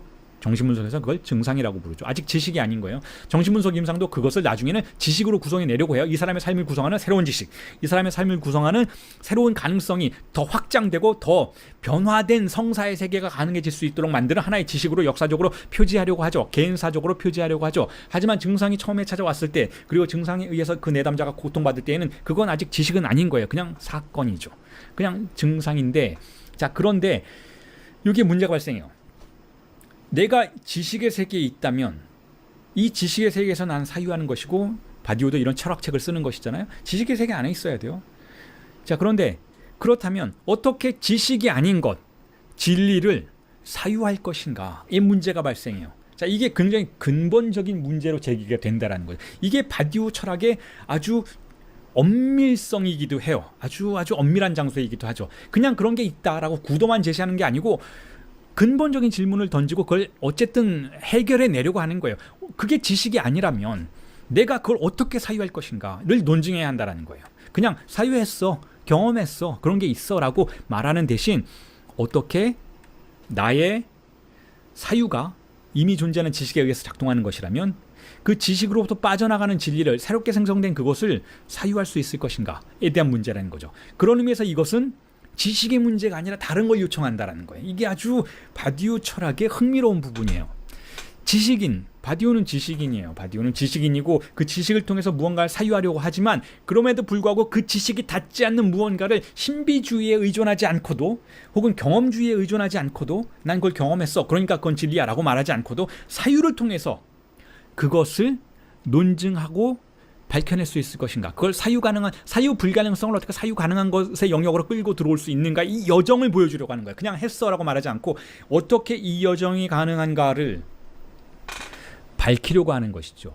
자, 그에 대해서 이제 하나하나 전개되는 방식으로 바디우가 언급을 하고 있는데, 제가 인용문을 읽어드리고 번역해드리고 강의를 해드리겠습니다. 자, 이렇게 이야기를 하고 있어요. 자, Un multiple générique tel est toujours l'être d'une vérité et soustrait au savoir, déqualifié, imprégnable. Et pourtant, c'est un enjeu crucial de ce livre. On démontrera qu'il se laisse penser. Ce qui se passe dans l'art, dans la science, dans la vraie et rare politique, dans l'amour s'il existe, c'est la venue au jour d'un indiscernable du temps, qui n'est de ce fait ni un multiple connu ou reconnu, ni une singularité ineffable, mais qui détient dans son être multiple tous les traits communs du collectif considéré et en ce sens est vérité de son être. 번역을 하면 이렇습니다. 자, 발생적 다수, 진리의 존재는 언제나 그러한데 발생적 다수가 진리라는 거예요. 그것은 지식으로부터 빠져나가는 것으로서 말씀드렸죠. 지식으로부터 빠져나가는 게 진리라는 거예요. 그래서 지식은 정성화하는 과정이잖아요. 캘리피하는 과정이잖아요. 그러니까 그건 탈정성화되어 있죠. 진리는. 그리고 지식이 현시하는 것이라면 그것은 현시 불가능한 것이죠. 그렇죠. 거기까지 이야기하고 있어요. 그리고 나서 또 이렇게 이야기하죠. 자, 그럼에도 그것이 사유 가능하다는 것을 우리는 증명해 보일 것이고, 그것이 이 책의 근본적 목표다. 자, 이게 바디오의 야망인 거예요.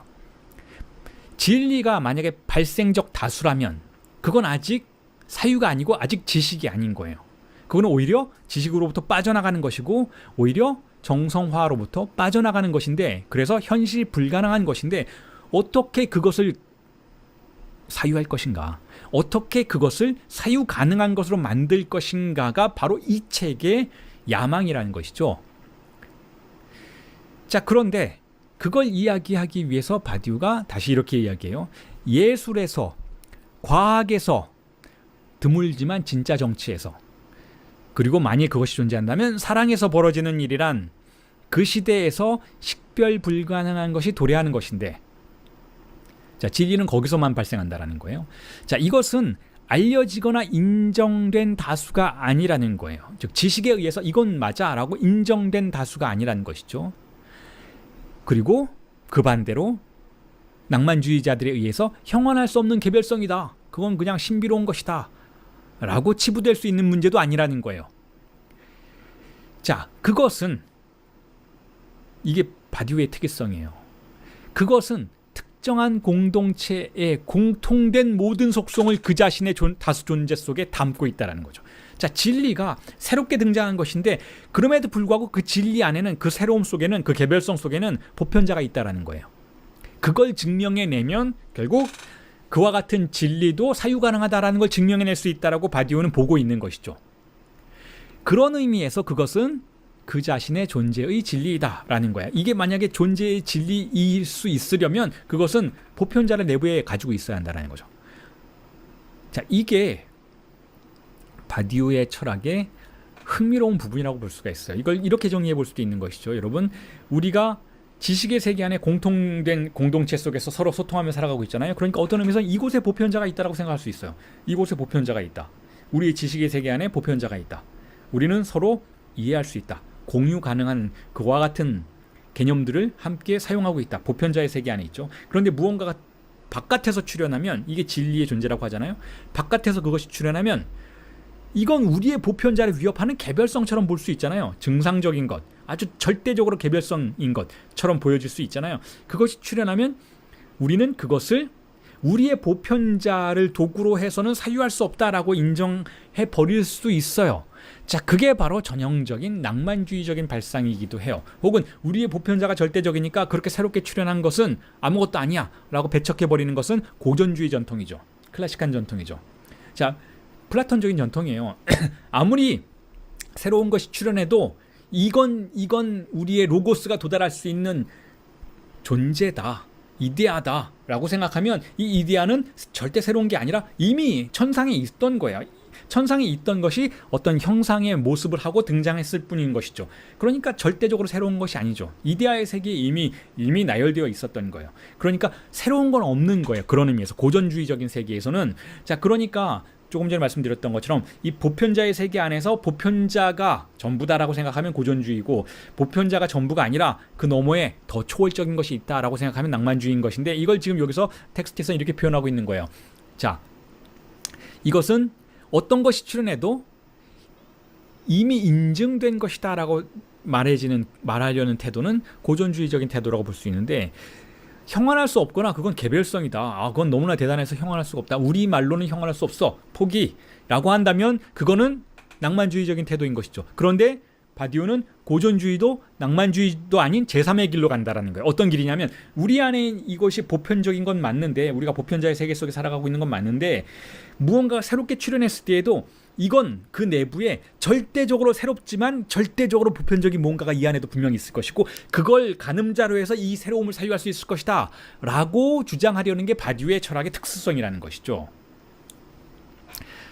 자, 이게 지금 말씀드리는 이런 내용이 제가 여러분 어떤 일상적인 사례를 들어서 여러분들에게 진리, 새로움, 사랑 이런 얘기를 설명을 드리면 여러분들의 흥미가 좀 더 고조되어서 집중하셨다가, 이렇게 바디우가 말하는 이런 어떤 인식론적이고 인문학적인 그 포지션의 설정으로 들어가면 조금 이건 좀 복잡하네, 이거는 좀 흥미가 떨어지네라고 좀 생각하실 수도 있어요. 여러분들이 그렇게 느끼실 수도 있는 표정이 제 눈에 좀 보이는 것 같기는 한데, 그래도 그 부분을 조금 참아주셔야 그래야 결국은 단순한 이게 어떤 진리에 관련된 하나의 서사처럼 여러분들에게 들리는 것이 아니고, 우리의 인식을 층위 짓고 있는 다양한, 이 문명을 층위 짓고 있는 다양한 그와 같은 절차들을 관통해 내면서 진정으로 논증이 무엇인지, 인문학적인 논증이 무엇인지를 보여주는 바디우의 영능이 비로소 보여질 수 있는 것이에요.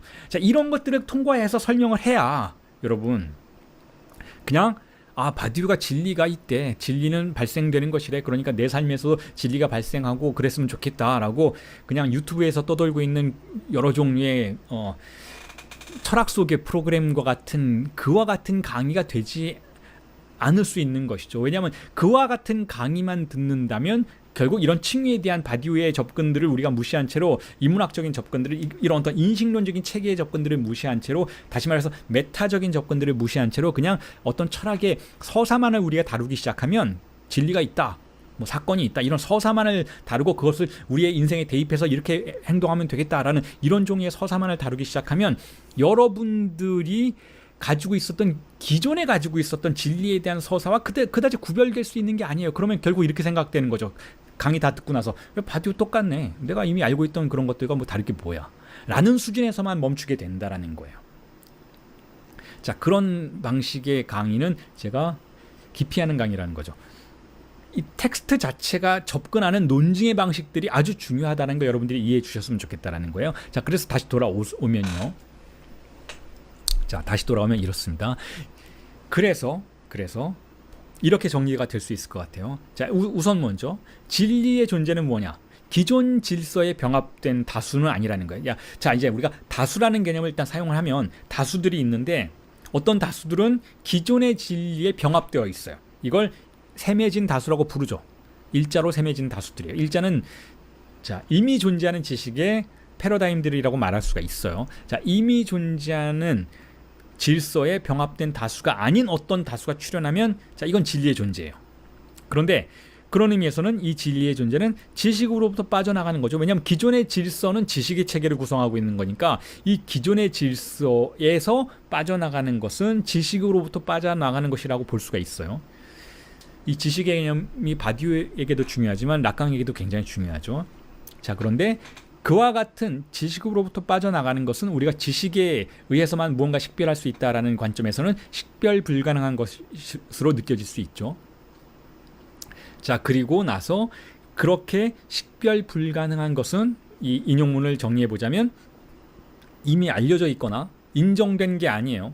그럼에도 불구하고 강박증적인 주체는 그걸 이미 알려진 것이거나 이미 나 알고 있어. 이미 인증된 거야. 이미 우리 사회에서 이미 그런 거 다 수용된 거야. 새로운 게 아니야. 라고 치부하려고 하죠. 자, 그런데 그렇지 않다라는 거예요. 결코 그렇지 않다라는, 잘 살펴보면 그건 새로운 거다라는 것이죠. 그래서 만약에 그게 정말 새로운 것이네 라고 우리가 받아들이게 됐을 때 이렇게 생각할 수도 있다라는 거죠. 아, 그건 그럼 형언할 수 없다. 형언할 수 없다. 그리고 그건 너무나 절대적으로 개별적인 것이니까 보편자 안으로 들어올 수가 없다라는 그런 신비주의적인 태도를 보이게 된다라는 거예요. 그런데 그거 아니라는 거죠. 진리가. 바디우의 특이성이 여기 있다는 거죠. 형언할 수 있어야 한다라는 거예요. 그게 만약에 진리라면 어떤 방식으로든 논증 가능해야 한다라는 거죠. 그렇지 않다면 우리는 그걸 진리로 받아들이지 말아야 한다는 거예요. 그냥 그건 신비주의고 무당구세 불가하다라는 것이죠. 그게 아니라는 거죠. 철학자라면, 인문학자라면 그것을 형언 가능한 것으로 만들 수 있어야 하는데 어떻게? 라는 물음표가 붙게 된다는 거죠. 그것과 투쟁해야 한다는 거죠. 그래서 뭘 찾아내야 하는가 하면 그 새로운 것에서 오히려 우리 공동체에 공통된 어떤 속성을 그 안에서 발견할 수 있어야 한다는 거예요. 우리 모두가 가지고 있는 것과 같은 것이 어쨌든 최소한 토대의 부분에서, 그 새로운 것의 토대의 부분에서 발견되어야 한다는 것이죠. 그게 공집합이에요, 여러분. 앞으로 설명을 하겠지만. 자, 그리고 나서 바디우가 이렇게 다시 논평을 하죠. 제가 말씀드렸던 그 신비주의에 대한 그런 어떤 경계와 같은 논평을 이렇게 하죠. 제가 읽어드릴게요. Le mystère de ces procédures a été en général renvoyé soit à leurs conditions représentables, le savoir du social, du sexuel, du technique, soit à l'au-delà transcendant de leur âme, l'espérance révolutionnaire, la fusion amoureuse, l'extase poétique. 자, 이걸 번역을 하면 이렇습니다. 통상 이와 같은 절차들의 신비는 그 자신의 재현의 조건들로, 즉 사회적인 것의 지식이나 성적인 것의 지식이나 기술적인 것의 지식으로 돌려지거나 그 자신의 일자에 대한 초월적 저편으로 혁명에 대한 소망이나 사랑의 융합이나 시적 엑스타시로 돌려지곤 했다라는 거예요. 이게 조금 전에 제가 여러분들에게 말씀드렸던, 보통 새로운 것이 출현하면 우리가 어떻게 방어적인 방식으로 그것을 이미 알려진 것이거나 혹은 아주 신비로운 환영적인 것으로 치부하는지에 대한 그 양방향의 언급을 바디우가 새삼 하고 있는 것이죠. 자, 다시 말하면 이래요. 여기서 이런 얘기 있잖아요. 뭐 이런 진리 절차가 출현하면 그걸 우리가 신비주의적으로 바라보는데 그거를 이미 존재하는 지식 안으로 끌고 들어와서 분절하려고 한다는 거죠. 그게 바로 뭐 사회적인 지식. 자, 그런 현상은 예전부터 있었어. 라는 지식의 어떤 포획, 혹은 뭐 정신분석이라면, 혹은 어떤 임상 과정이라면, 그런 증상은, 그런 성적인 증상은 성충동의 증상이잖아요. 그런 증상은 이미 이 DSM 안에 있어요. 프로디언들도 그런 일들을 하잖아요. DSM 엄청 공부한 다음에 어떤 일람표를 쫙 맞춰놓고 내담자를 당신은 뭐 무슨 경계성 장애이네요. 당신은 뭐 히스테리네요. 당신은 우울증이네요. 이미 존재하는 지식의 편람 안으로 그 증상을 끌고 들어와서 거기에 분절시켜 버리려고 하잖아요. 자, 그게 바로 새로운 것이 출현했을 때 우리가 반응하는 잘못된 반응의 유형들이라는 거예요. 뭐 기술적인 지식도 마찬가지인 것이고, 어떤 지식 안으로 끌고 들어와서 그것의 새로움을 다 제거해 버리고 이미 존재하는 것으로 추락시켜 버린다라는 거죠. 타락시켜 버린다라는 거예요. 아니면 때로는 그걸 높일 때도 있는데 잘못 높인다라는 거죠. 어떻게 높이는가 하면,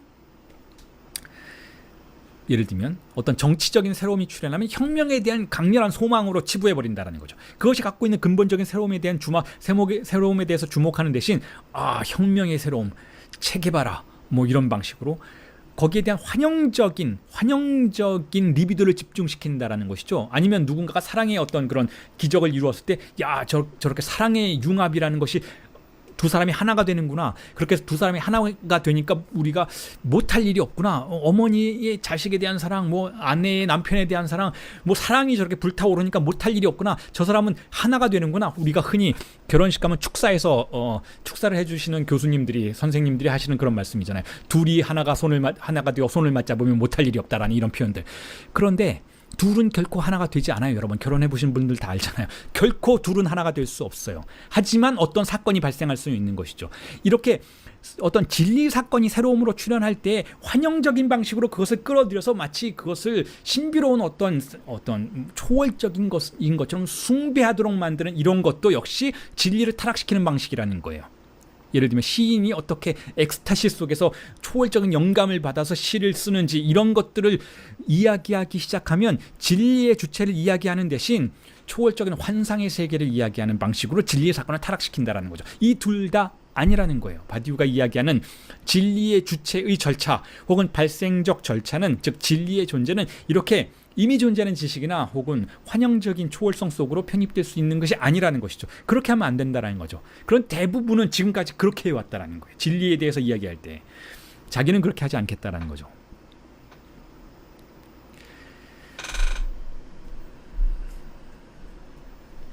자, 그래서 어떻게 할지를 이야기하고 있어요. 제가 읽어드리고 또 번역을 해드리겠습니다. Dans la catégorie du générique, je propose une pensée contemporaine de ces procédures qui montrent qu'elles sont simultanément indéterminées et complètes. Parce que, en trouvé de toutes les encyclopédies disponibles, elles avèrent l'être commun, le fond multiple du lieu où elles procèdent. 번역을 하면 이렇습니다. 나는 발생적인 것의 범주 내부에서, 발생적인 것의 범주 내부라는 것은 진리의 범주라는 거예요. 자, 발생적인 것의 범주 내부에서 이 네 가지 범주가 있는 것이죠. 사랑, 과학, 정치, 예술. 이 범주 내부에서 이들 절차들에 대한 현 시대적인 사유를 제안하려고 한다는 거죠. 오늘날 우리가 할 수 있는 최고의 사유를 제안하려고 한다는 거. 오늘날 자기가 발명해낸, 바디오 스스로가 발명해낸 최고의 엄밀한 사유를 제안하려고 한다는 거. 이 네 가지 진리의 절차에 대해서. 자, 이는 그와 같은 절차들이 불확정적인 동시에 완결되어 있음을 드러내는 사유다라는 거. 이게 굉장히 중요한 표현이에요. 여기서 바디우가 더 이상의 어떤 설명을 바로 하지는 않지만 앞으로 전개될 설명에서 제시될 내용이긴 하지만, 불확정적인 동시에 완결되어 있다라는 표현이 둘이 사실은 충돌하는 표현이거든요. 진리가 불확정적인 것이다. 이건 맞는 것 같아요. 진리는 불확정적이다. 왜냐하면 새로운 것이니까. 확정된 세계에서는 그것이 아직 확정되지 않은 것처럼 보이는 것이죠. 누군가가 그거를 개입해서 확정해 주어야 하는 거예요. 주체가 개입해서 확정해 주어야 한다는 것이죠. 그런 의미에서는 불확정적인 절차라는 건 맞는 것 같아요. 그런데 동시에 완결되어 있다는, complete, 완결되어 있다라는 거예요. 어떤 방식으로 완결되어 있을까? 만약에 이 완결되어 있지 않다면 신비주의로 가게 되는 거예요. 완결되어 있지 않아서 한없이 풀려나가는 카오스의 세계처럼 보여지는 것이죠. 그런데 그렇지 않다. 진리의 절차는, 발생적인 것의 범주는 불확정적인 것이지만 동시에 완결되어 있다. 어떤 형태로든. 자, 그걸 자신이 드러내어 주겠다라는 거예요. 왜냐하면 존재하는 모든 백과전서적 체계의 구멍에서 그러한 절차들이 진행되는 장소의 공통 존재와 다수 토대가 확증되기 때문이다라고 이야기를 하고 있었던 것이죠. 자, 보세요. 어떤 발생적인 것, 진리가 출현한다라는 것은 그냥 저기 어디 떨어진 사막에서 출현하는 것이 아니고 어떤 외계에서 출현하는 것이 아니고 우리 세계에서 출현하는 것이잖아요. 우리의 세계에서 임상실에서 출현하는 것이고 우리의 세계의 사랑의 과정 속에서 출현하는 것이고 우리의 세계의 예술가의 작업실 안에서 출현하는 것이고 우리의 세계의 과학자의 실험실 안에서 출현하는 것이고 수학자의 연구실 안에서 출현하는 것이고 우리의 세계의 광장에서 정치적인 사건 속에서 출현하는 것이 바로 진리의 절차인 것이라면 우리 세계인 거예요. 그런데 우리 세계는 뭐가 지배하고 있나요? 조금 전에도 말씀드렸던 것처럼 지식이 지배하고 있어요. 우리의 세계를 지배하고 있는 것을 여기서는 백과전서적 체계라고 불러요.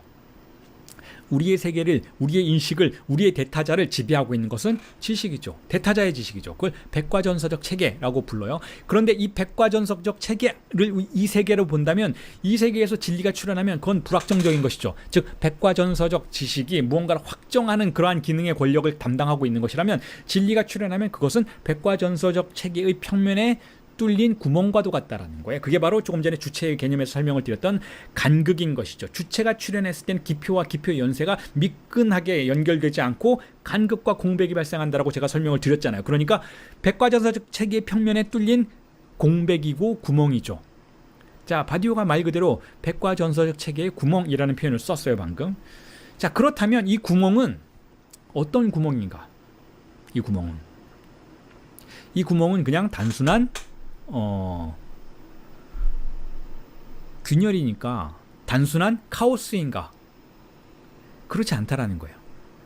바디오는 여기서 뭐라고 이야기하고 있는가 하면 이 구멍은 단순한 카오스가 아니고 공통 존재와 다수 토대가 확증되는 것이다라는 거예요. 자, 이게 바디오의 특이성이라고 제가 다시 한번 강조를 해드릴게요. 이게 바디오의 특이성이에요. 그 균열을 어떻게 바디오는 바라보는가 하면 분명히 거기에도 보편자가 있기 때문에 어떤 종류의 보편자가 있기 때문에 지식의 형태는 아니지만 어떤 종류의 우리가 사유가 접근할 수 있는 무언가를 거기에 갖고 있기 때문에 우리는 거기에 접근할 수 있고 사유할 수 있고 논증해낼 수 있어야 한다라고 입장을 취하는 것이고 그거를 공통존재라고 부르죠. 그리고 다수토대, 다수의 밀티플들이 있다면 그것의 토대를 만들어내는 무엇이 거기에 있다라는 거예요.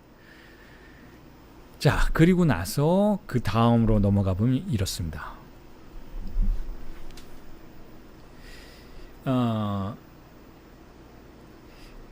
여기에는 제가 아직 해결하지 못한 질문들이 조금 있어요. 그래서 그 부분에 대한 질문들을 여러분들에게 제기해드리고 앞으로의 이 바디오의 텍스트에 대한 강의 수업이 전개되어 나감에 따라서 1부가 끝나고 2부가 시작되고 3부가 진행되는 이 와중에 제가 하나하나 제 생각의 결과물들을 여러분들에게 전달해 드리는 방식으로 해결해 나가야 할 문제이기도 한데 자, 이렇습니다. 조금 전에 바디오가 말했던 그 백과전서의 체계의 평면에 난 구멍, 그것이 단순한 카오스가 아니고 거기에 어떤 보편자가 있다, 그것이 완결된 무언가를 가지고 있다라는 이 표현은 어떻게 이렇게 저 같은 락강을 연구하는 정신분석 학자에게는 이런 의미처럼 들려요. 그렇다면 제가 지금까지는 바디우가 말하는 공백이나 실제가 락강이 말하는 공백과 실제와 등치가 되는 것처럼 설명을 계속 해왔어요.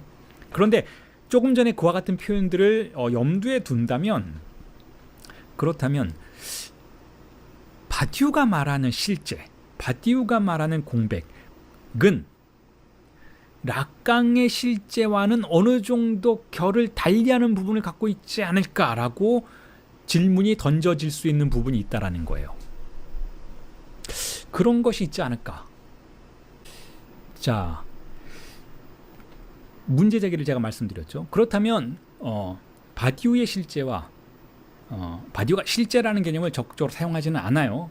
하지만 바디우에게는 그게 공백이 될 수도 있고 철학적인 용어를 통해서 다양한 방식으로 표현을 하고 있었죠. 자, 그런데 그 바디우의 실제라는 개념과 락강의 실제 개념은 결을 달리하는 부분을 갖고 있을 수도 있지 않을까라는, 자, 그 부분에 대해서 제가 일단은 지금 문제 제기를 해드리는 거예요. 어쨌든 바디우는 지금 자신의 실제, 자신의 공백은 완결된 비확정성이다라고 표현하고 있어요. 그런데 락강에게는 그 실제가 비확정성인 것은 분명한데 과연 완결되어 있는가, 보편자로서 그것이 연결될 수 있는 그 요소를 가지고 있는가에 대한 문제는 전혀 다른 문제인 것이죠. 자, 그 부분을 연결시키면 제가 여러분들에게 강의 수업을 해 나가는 과정 속에서 이렇게 바디우의 완결된 비확정성이라는 개념과 락강의 비확정성 개념, 완결되어 있지 않은 비확정성의 개념을 연결시켜서 서로 어떤 관계를 맺고 있는지를 논증해 드린다면 이건 단순한 바디우 강의 수업의 어떤 여러분들에 대한 소개, 여러분들에게 소개해 드리는 수업을 넘어서서 바디우 연구에, 그리고 바디우와 락강을 비교하는 연구에 어떤 종류의 아주 중요한 성과가 될 수 있을 것이라고 느끼고 있어서 제가 이 수업 초기부터 여러분들에게 사실상 암시해 드렸던 부분이기도 해요. 자, 그 부분에 대한 여러분들의 주목을 제가 요청을 드리면서 자, 계속해서 강의 수업을 마무리를 해 나가면 이렇습니다. 자, 발생적인 것이 진리라고 했어요. 그리고 발생적인 것이 진리라면 그것이 어디서 등장하는지를 우리가 파악할 수 있어야 하는데 바디우는 그 장소를 사건적 장소라고 부르죠. 그리고 그 사건적 장소는 바로 지식의 체계에 공백이 생겨나는 그런 장소라고 할 수가 있어요. 그러니까 실제에서 발생하는 것이죠. 자, 그런데 일단 그 문제에 대해서는 제가 과연 락강과 바디우가 같은 태도를 취하는가에 대한 질문을 제기를 드렸죠. 그리고 그걸 일단은 다운표를 쳐놓고 넘어가겠어요. 다시 여러분들에게 제시해드릴 문제 제기라고 일단은 설정을 해놓고, 그리고 나서 그렇다면 이렇게 공백이 출현하고 그 공백의 자리에서 무언가 발생적인 것이 등장한다면 그런 절차가 예술에서, 어떤 사랑에서, 과학에서, 그리고 정치에서 발생한다면, 자, 그렇다면 그것이 거기에서 발생했다라는 것을 누가 보장해 주는가에 대한 질문이 제기된다는 거죠.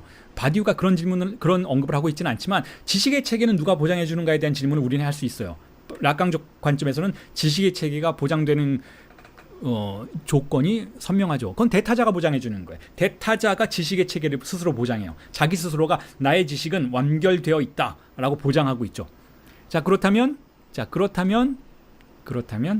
공백은 누가 보장해 주는가라는 문제가 제기된다라는 거죠. 그런데 그걸 이미 저는 여러분들에게 말씀을 드렸어요. 바디우도 얘기를 했어요. 누가 보장해 주는가 하면 바로 여러분들이라는 거예요. 주체들이라는 것이죠. 주체가 바로 그 사건적 장소에서 출현하는 다수의 존재의 절차를 확증하고 보증하는 증인이 되어야 한다는 거예요. 우리가 증인, 주체가 증인이 되어야 한다는 것이죠. 자, 그걸 바디우가 이렇게 언급하고 있어요. 이걸 읽어드리고 번역해드리면서 오늘 강의를 마무리 짓도록 하겠습니다. 자, 이렇게 이야기하고 있죠. Un sujet est dès lors un moment fini de cette avéré. Un sujet avère localement. Il ne se supporte que d'une procédure générique. Et il n'y a donc stricto sensu de sujet artistique, amoureux, scientifique et politique. 번역을 하면 이렇습니다. 이게 지금 우리 강의의 어떤 결론처럼 들리기도 하는데 이렇습니다. 이제 하나의 주체는 그와 같은 확증에 유한한 계기이다. 하나의 주체는 국지적으로 확증된다. 그것은 발생적 절차를 통해서만 지탱되며 고로 그곳에는 엄밀한 의미에서 예술적 주체, 사랑의 주체, 과학의 주체 또는 정치적 주체가 있을 뿐이다 라고 이야기하고 있어요. 여기서 중요한 개념은 이거죠. 확증해 준다라는 거. 자, 거기에 진리가 발생했다라는 걸 누가 확증해 주는가? 주체가 확증해 준다라는 거. 그럼 우리가 그렇게 대단한가? 어떤 의미에서는 대단하죠. 하지만 또 국지적이라는 표현을 쓰고 있어. 로컬멍이라고 쓰고 있어. 국지적이라는 것은 거기 있을 때만 그렇다나요. 아주 지역적으로 거기에 내가 참여하고 있을 때만 나는 확증의 증인이 되는 것이지 내가 초월적으로 그걸 다 확증해 줄 수 있는 건 아니라는 거죠. 거기에 있을 때만 확증된다라는 것이죠. 국지적으로. 자, 그건 또한 유한하다라는 거예요. 유한한. 그러니까 우리가 그 안에서 어떤 특정한 시간 속에 참여할 때에만 그 진리가 확증되는 것이, 내가 그 참여 속에서 벗어나면 더 이상 나는 그것을 확증할 수 있는 주체가 되지 못한다라는 거예요. 그건 다른 누군가에 의해서 이어받게 된다라는 것이죠. 그리고 그러한 절차들의 참여의 범주를 계속 여러분들에게 말씀드리지만 예술, 사랑, 과학, 정치라고 보는 거예요. 그런데 자, 이런 이야기 하면서 마무리할게요. 여러분들 중에 이런 질문을 던지실 수 있을 것 같아요. 아니, 왜 예술과 사랑과 과학과 정치밖에 없어? 다른 것도 있잖아. 뭐 학교에서 나는 선생님인데 학생들 가르칠 때에도 이 가르침에 진리가 있는 거 아니야? 아니면 나는 뭐 학생인데 배움의 진리가 있는, 배움에서도 진리 사건이 있는 거 아니야? 뭐 이렇게, 뭐 나는 뭐 다른 어떤 일을 하고 있는데, 나는 목수 일을 하고 있는데, 나는 목수의 작업 속에서 진리의 사건을 경험한 것 같아. 아니면 흔히 우리가 종교에서도 난 종교에서 진리의 사건을 경험했는데 라고 반문하실 수도 있잖아요. 그렇다면 여러분들의 반문이 틀린 게 아니에요. 왜냐하면 여기서 말하는 사랑, 과학, 정치, 그리고 예술이라는 것은 어떤 특정한 좁은 영역에 한정된 그것을 말하는 것이 아니고, 모든 곳에서 패러다임으로 작동할 수 있는 분절의 기본 모델들을 말하고 있는 것이죠. 그러니까 종교에서도 어떤 사랑이 가능할 수 있고, 종교에서도 예술이 가능하고, 종교에서도 과학이 가능한 거예요. 종교에서도 혁명적 정치가 가능한 것이죠. 똑같은 방식으로 목수의 일에서도 혁명적 정치와 예술이 가능한 거예요. 사랑도 가능한 것이죠. 선생님의 가르침에서도 사랑이 가능하고, 사랑의 기적이 가능한 것이기도 하고, 과학의 기적이 가능한 것이기도 하다라는 거죠. 어떤 때로는 혁명이 가능한 것이기도 하고. 다시 말해서 이것이 가지고 있는 이 범주의 용어의 한정성에 매혹되지 마시라는 거예요. 매몰되지 마시라는 것이죠. 이것 자체가 어떤 하나의 모델로서 우리가 살고 있는 보편적 공동체의 모든 영역을 분절할 수 있는 것으로 바디우는 사용하자고 제안하는 것이죠. 자, 그런 의미에서 협소한 장르 구분은 아니라는 것을 여러분들이 이해해 주셨으면 좋겠습니다. 자, 오늘 강의는 이 정도로 마치겠습니다. 2주 뒤에 뵙겠습니다. 감사합니다.